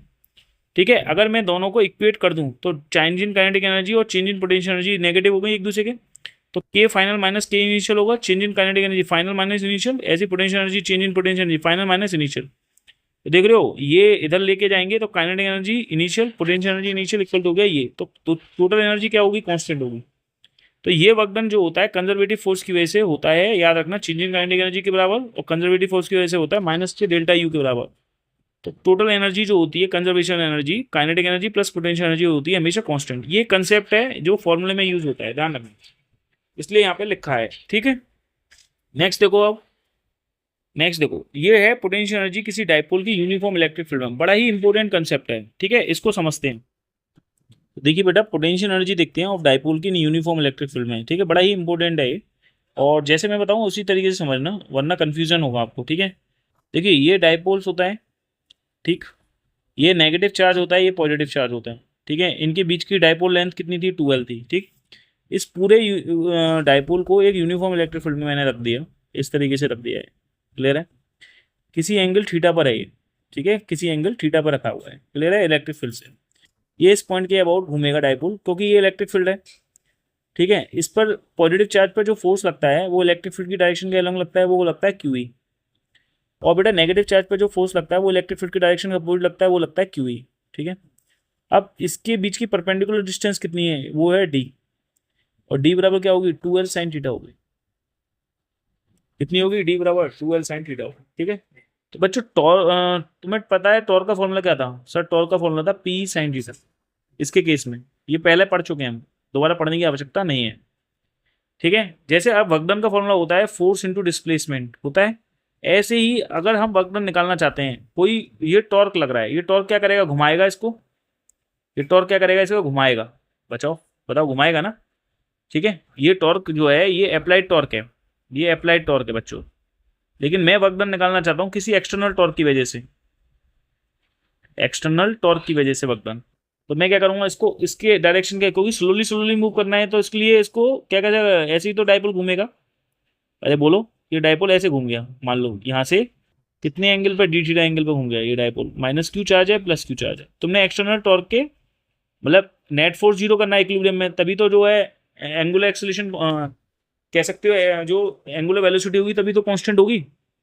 बताओ क्लियर है, अरे वेलोसिटी बराबर क्या होगी भाई, नेट फोर्स जब जीरो होता है तो एक्सेलरेशन जीरो होता है, एक्सेलरेशन जीरो होता है तो वी बराबर कांस्टेंट होता है ना, तो वेलोसिटी कांस्टेंट रखनी है, स्लोली स्लोली मूव करना है। तो इसी तरीके से एक्सटर्नल टॉर्क क्या है, एक फोर्स ही तो है, इसके अपोजिट एक फोर्स लगाया तो नेट फोर्स जीरो हो जाएगा, जब नेट फोर्स जीरो हो जाएगा तो इसका एक्सेलरेशन क्या होगा, एंगुलर एक्सेलरेशन जीरो हो जाएगा, तो एंगुलर एक्सेलरेशन जीरो हो जाएगा तो एंगुलर वेलोसिटी क्या हो जाएगी, कांस्टेंट हो जाएगी। ठीक है, यही तो बोलोगे बेटा। तो बताओ स्मॉल वर्क डन कितना हुआ, small work done equal to हुआ कितना, डिस्प्लेसमेंट किया हमने, डी थीटा एंगल, तो फोर्स इंटू डिस्प्लेसमेंट देखो ये आया फोर्स इंटू डिस्प्लेसमेंट, और ये वर्क डन किसकी वजह से निकाला है? स्मॉल फोर्स की वजह से निकाला, एक्सटर्नल फोर्स जेंट की वजह से। ठीक है, कितना हो गया ये एक्सटर्नल टॉर्क कितना लगाया बताओ sir? P sine theta into D theta, ये तो वर्क डन आया। हम क्या कर रहे हैं, चार्ज हम इसको कैसे घुमा रहे हैं, देखो उधर ध्यान से सुनो। ये जो था डाइपोल ऐसे तो था यूनिफॉर्म इलेक्ट्रिक फील्ड, सही है। पहले मान लिया ये किसी पोजीशन θ1 पे था और ये डाइपोल θ1 से, ये डाइपोल ऐसे था -q से +q। ठीक है, इस डाइपोल को यहाँ से घुमाया, इसके अबाउट घुमा ये डाइपोल, और अब θ1 से कितना घूम गया, ये घूम के θ1 से θ2 आ गया, θ1 से θ2 आ गया। तो टोटल वर्क डन कितना हुआ डाइपोल को घुमाने में? तो θ1 से θ2 घुमा रहे हैं डाइपोल को, तो P sine theta into D theta हो जाएगा।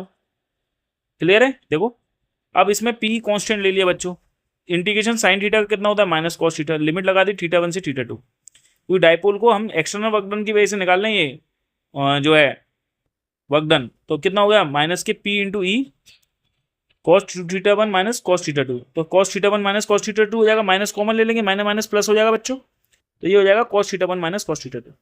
तो देखो तुम्हें ये पता है external work done equal to कितना होता है sir? Change in potential energy होता है।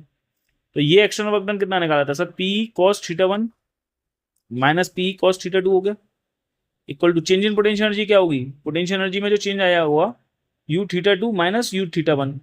भाई इनिशियल एंगल कितना था θ1 और फाइनल एंगल पे कहाँ ले गए θ2, तो उस तक में पोटेंशियल एनर्जी में चेंज इतना ही तो आया, बोलो। तो यही आया ये work done. Work done external equal to होता है, ये देखो डेल्टा यू किसके होता है? एक्सटर्नल वर्क डन, जो एक्सटर्नल फोर्स की वजह से वर्क डन किया था, डेल्टा यू। तो u θ2 minus u θ1 equal to आ गया P कॉस θ1 माइनस कॉस θ2। ठीक है, अब हम केस फर्स्ट ले रहे हैं, देखो ध्यान से सुनो, केस फर्स्ट बहुत इंपॉर्टेंट है ये। हम एक रेफरेंस लेते हैं जिसके अबाउट, देखो इलेक्ट्रिक फील्ड ऐसे था, शुरुआत में मान लिया θ1 90 डिग्री पे था और पोटेंशियल एनर्जी एट θ1 पे हम लेके चल रहे हैं कितनी? 0। θ1 90 डिग्री पे पोटेंशियल एनर्जी कितनी लेके चल रहे हैं? 0। अब हमने इसको जो है घुमाया, मान लो घुमाया, इसको ऐसे घुमाया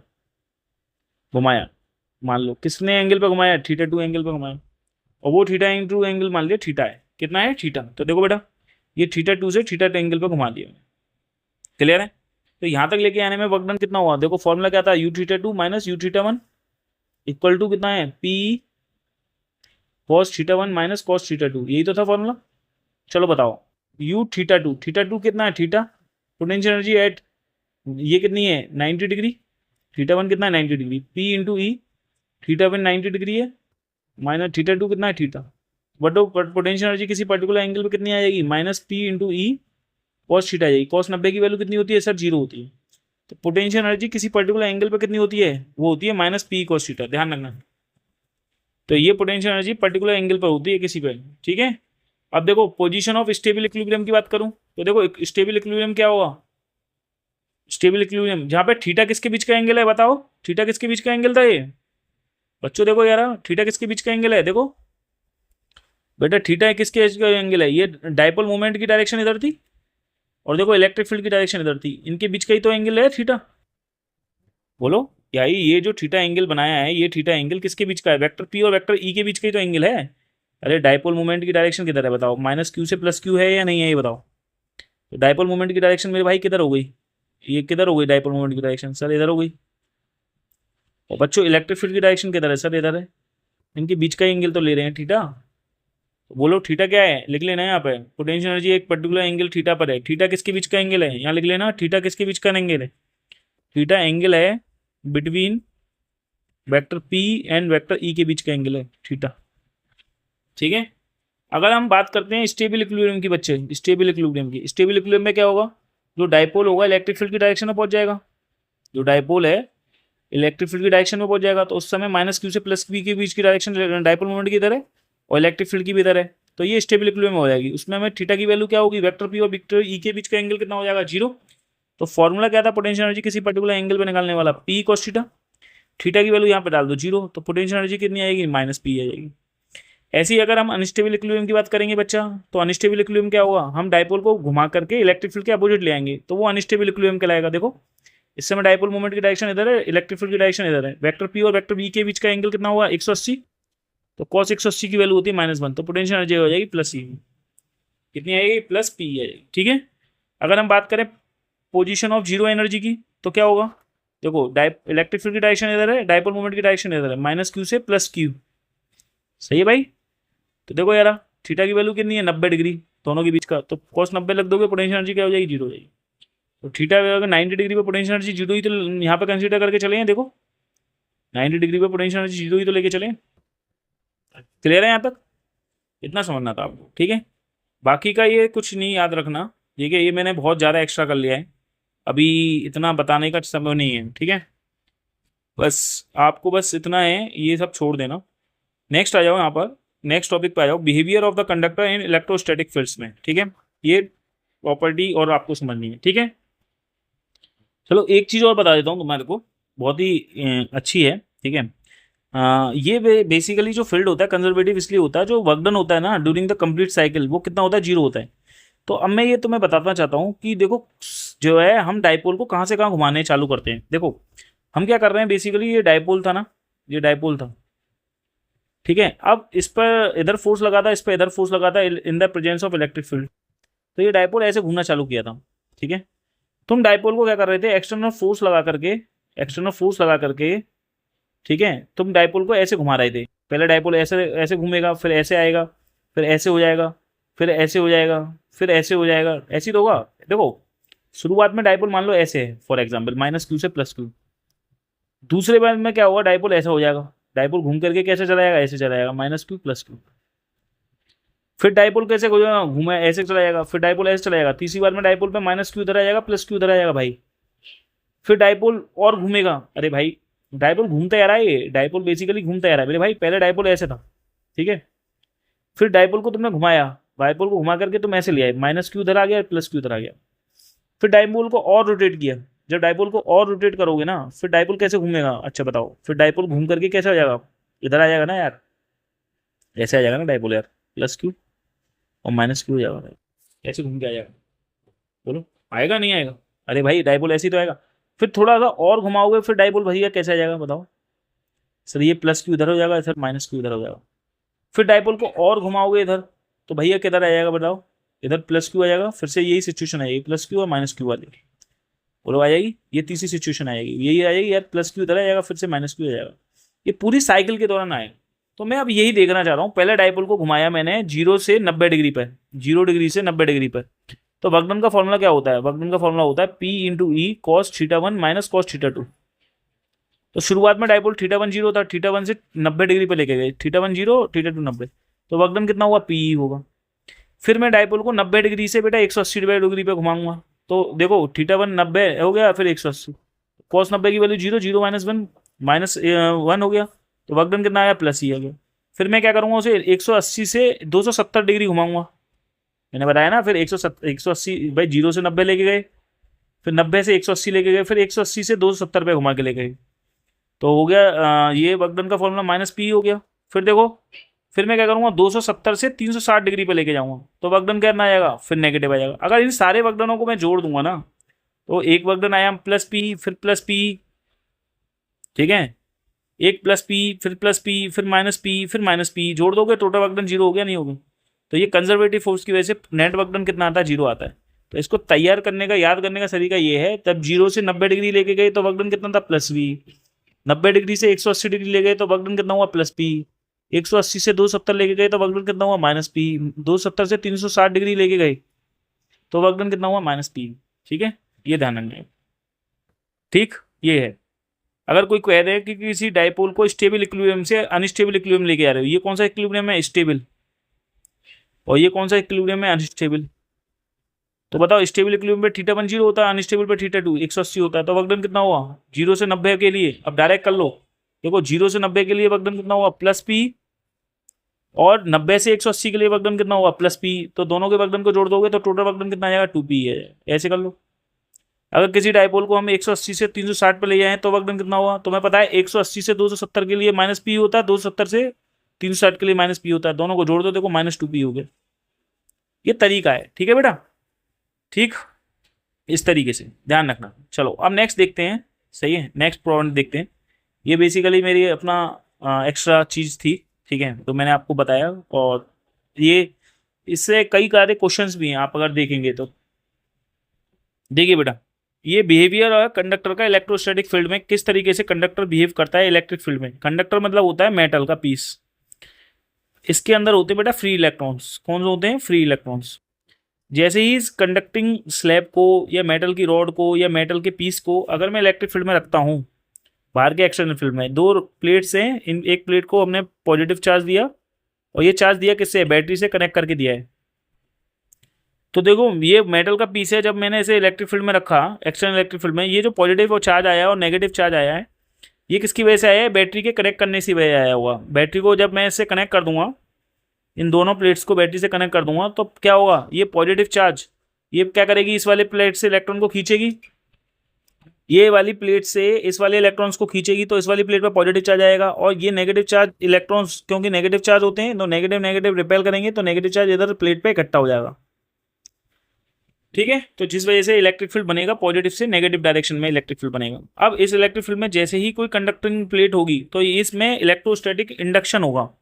ठीक है, जाहिर सी बात है इलेक्ट्रॉन पॉजिटिव चार्ज की ओर अट्रैक्ट हो जाएंगे, नेगेटिव चार्जेस सारे पॉजिटिव चार्ज की ओर अट्रैक्ट होंगे और पॉजिटिव पॉजिटिव रिपेल कर देंगे, तो वो क्या हो जाएंगे? सरफेस के एक एंड पे चले जाएंगे, जिस वजह से एक इलेक्ट्रिक फील्ड बनेगा। और ये इलेक्ट्रिक फील्ड जो बना है इसे बोलते हैं इंड्यूस इलेक्ट्रिक फील्ड। जब induce electric field external electric field के बराबर हो जाएगा, इसे बोलते हैं इंड्यूस इलेक्ट्रिक फील्ड। जब ये फील्ड जब तक इसके बराबर नहीं होगा तब तक चार्जेस क्या होंगे यहाँ पे जो है इंड्यूस होते रहेंगे। इंड्यूस मतलब क्रिएट होते रहेंगे।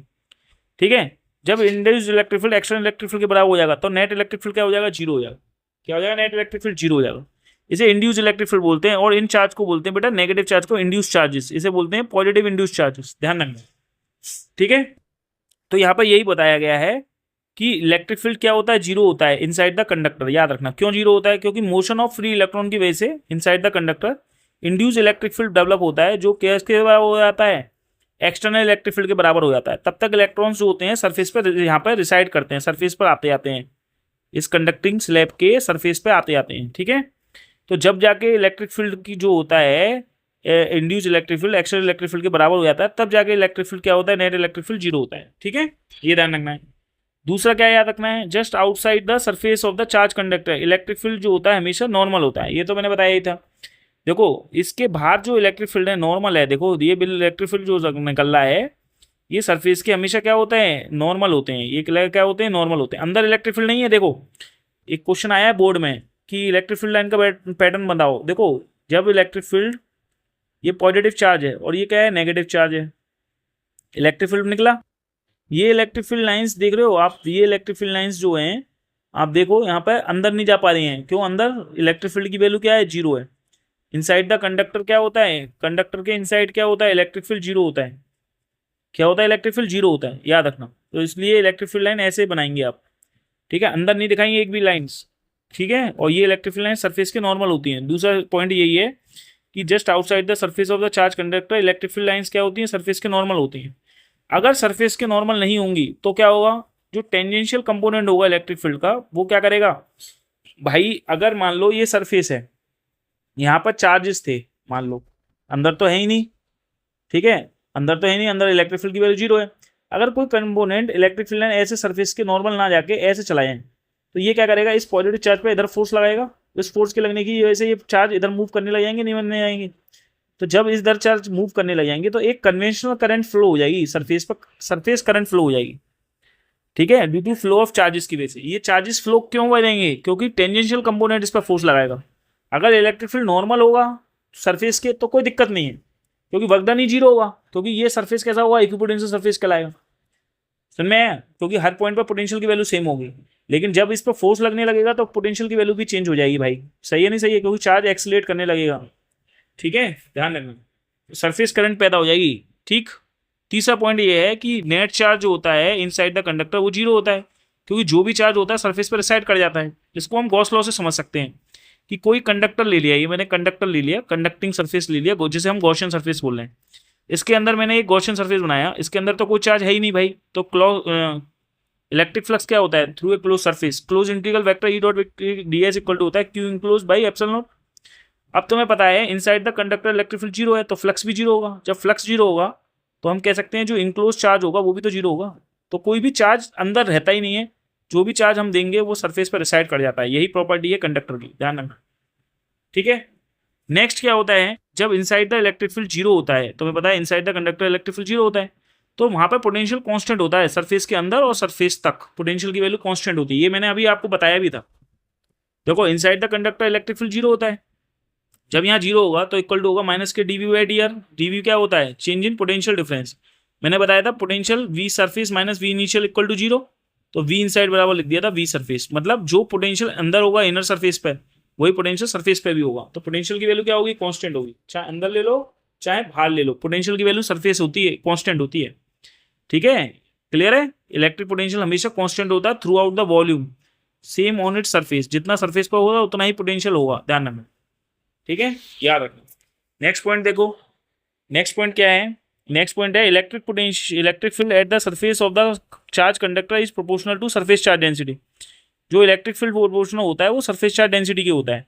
मतलब क्या है, सिग्मा होता है चार्ज पर यूनिट एरिया, याद रखना। जितना ज़्यादा, जितना कम एरिया होगा उतना सिग्मा ज़्यादा होगा, याद रखना। जितना सिग्मा ज़्यादा होगा उतना ही इलेक्ट्रिक फील्ड ज़्यादा होगा। कहने का मतलब क्या है, कहने का मतलब ये है जैसे कोई नाइफ होता है, नाइफ, अगर नाइफ एजिस है, ये नाइफ एजिस है, नाइफ एजिस, नाइफ की एज है। आप मुझे बताओ नाइफ की एज पर एरिया, अगर हम मैं इसको चार्ज दूं, यहाँ भी चार्ज दे रहा हूँ यहाँ भी चार्ज दे रहा हूँ, तो यहाँ चार्ज तो देख रहे हैं, यहाँ चार्ज ज़्यादा होगा, यहाँ चार्ज ज़्यादा होगा, इस एजिस पर चार्ज ज़्यादा होगा। यहाँ देख रहे हो चार्ज 1 2 3 4, यहाँ 1 2 3 4 5 6, एजिस पर चार्ज ज़्यादा है। देखो एरिया कम है, ये एरिया कम है। जब एरिया कम होगा ना तो एरिया के कम होने से सिग्मा ज़्यादा हो जाएगा, सिग्मा के ज़्यादा होने से इलेक्ट्रिक फील्ड सिग्मा के डायरेक्टली प्रोपोर्शनल होता है, सिग्मा के ज़्यादा होने से इलेक्ट्रिक फील्ड की वैल्यू बढ़ जाएगी, तो इलेक्ट्रिक फील्ड नॉन यूनिफॉर्म हो जाएगा।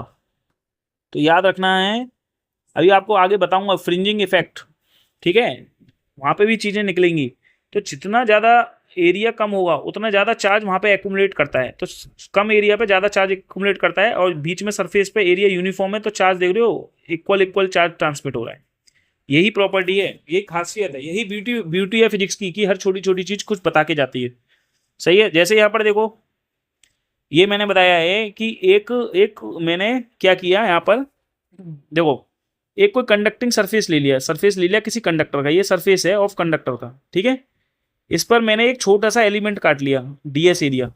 ठीक है, जिस एलिमेंट काटा है उस पर मैं यहाँ पर जो है इलेक्ट्रिक फील्ड देखता हूँ, इस पॉइंट पर इलेक्ट्रिक फील्ड कितना होगा, इतना इतना चार्ज है, बहुत स्मॉल चार्ज है। कितना चार्ज है, डी क्यू चार्ज है, बहुत स्मॉल चार्ज है इस छोटे से एरिया पर। ठीक है, क्लियर है। इस वाले सरफेस पर जिस पर इलेक्ट्रिक फील्ड निकालना होता है उस पर क्या बना देते हैं, गॉसियन सरफेस बना देते हैं। मैंने ऐसा गॉसियन सरफेस बना दिया सिलिंड्रिकल, इसे कहते हैं पिल बॉक्स। इस गॉसियन सरफेस को क्या बोलते हैं, पिल बॉक्स भी बोलते हैं। क्या नाम देते हैं इसे, पिल बॉक्स भी नाम देते हैं बेटा। तो फ्लक्स का फॉर्मूला क्या होता है sir, Q by epsilon not होता है, यही तो होता है। यहाँ पर फ्लक्स कितना बना, फ्लक्स बना ई इंटू डी एस, इतने एरिया से जो जोड़ा। क्यू बराबर क्या होता है भाई, सिग्मा बराबर क्या होता है sir, charge per unit area. तो क्यू बराबर क्या हो जाएगा भैया, सिग्मा इंटू डी एस नहीं हो जाएगा, तो sigma into D S upon epsilon not हो गया। तो देखो बच्चा डी एस से तो ये डी एस कट गया, तो ई बराबर क्या हो गया, सिग्मा बाई एप्सिलॉन नॉट हो गया। तो यहाँ पे हमारे रिजल्ट निकल के आया कि इलेक्ट्रिक फील्ड की जो इंटेंसिटी होती है वो सिग्मा के क्या होती है, डायरेक्टली प्रोपोर्शनल होती है। बोलो ठीक है, ये ध्यान रखना। नेक्स्ट पॉइंट देख लो, इलेक्ट्रिक फील्ड क्या होता है, जीरो होता है केवीटी में। किसी भी होलो चार्ज कंडक्टर है उसकी केवीटी में इलेक्ट्रिक फील्ड की वैल्यू क्या होती है, जीरो होती है। जैसे ये हमारे पास क्या है, एक गॉसियन सरफेस है, ये एक गॉसियन सरफेस है, ये ऊपर वाला जो दिखा रहा हूँ एक गॉसियन सरफेस है। ठीक है, अंदर देख रहे हैं, अंदर एक गड्ढा बना दिया, गड्ढे के अंदर इलेक्ट्रिक फील्ड की वैल्यू जीरो है लेकिन पोटेंशियल की वैल्यू कांस्टेंट है। क्यों, क्योंकि अब हमने एक गॉसियन सरफेस बनाया, इसके अंदर तो कोई चार्ज ही नहीं है, चार्ज ही नहीं है तो फ्लक्स भी जीरो होगा। बोलो, तो जो भी चार्ज देंगे वो सरफेस पर रिसाइड कर जाता है। सही है, ये दिखाया है। तो इलेक्ट्रिक फील्ड जीरो होगा अंदर, जिसकी वजह से अंदर कोई चार्ज ही नहीं होगा, सो जो भी चार्ज देंगे वो सरफेस पर रिसाइड कर जाएगा। ये मैं बता चुका हूँ। ठीक है बेटा, बोलो क्लियर है। तो लास्ट टॉपिक है वो देख लेते हैं, इलेक्ट्रोस्टैटिक शील्डिंग क्या होता है।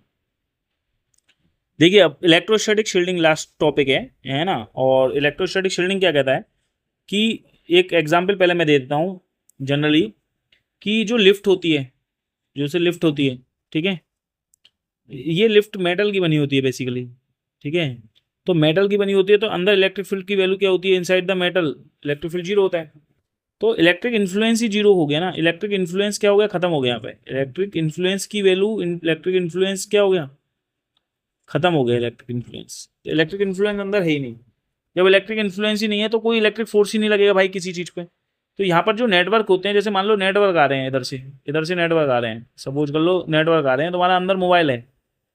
अब मोबाइल के सिग्नल डिस्कनेक्ट हो जाएंगे क्योंकि वो यहीं तक रह जाएंगे, नेटवर्क इसके अंदर जा ही नहीं पाएंगे। तो इसलिए वजह से क्या होगा भैया, सिग्नल डिस्कनेक्ट हो जाते हैं। सिग्नल डिस्कनेक्ट हो जाएंगे तो हमारे नेटवर्क नहीं आते हैं, वो इसी वजह से नहीं आते, क्योंकि ये जो स्पेस है ना, ये जो स्पेस है अंदर का, जो ये स्पेस है, ये प्रोटेक्ट हो गया इन्फ्लुएंस, इलेक्ट्रिक फील्ड के इन्फ्लुएंस से प्रोटेक्ट कर दिया। ठीक है, समझ में आया? Certain region of space electric field से क्या हो गया, प्रोटेक्ट हो गया। अंदर इलेक्ट्रिक फील्ड है ही नहीं, अंदर इलेक्ट्रिक फील्ड की वैल्यू 0 है, तो कोई नेटवर्क ही नहीं आ रहा। तो जो प्रोटेक्ट हो गया, अगर यहाँ पे प्रोटेक्टिंग कर दी, प्रोटेक्टिंग मतलब होता है शील्डिंग कर दी, प्रोटेक्ट मतलब होता है शील्डिंग कर दी।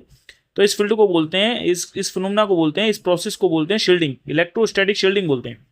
क्या बोलते हैं? शील्डिंग। जैसे एक मोबाइल लो और उसके ऊपर जो है, जो सिल्वर की रैप होती है, उसको चढ़ा दो, तुम क्या देखोगे, मोबाइल के अंदर जो है, अगर जैसे ही चढ़ा दोगे तो अंदर इलेक्ट्रिक फील्ड 0 होता है।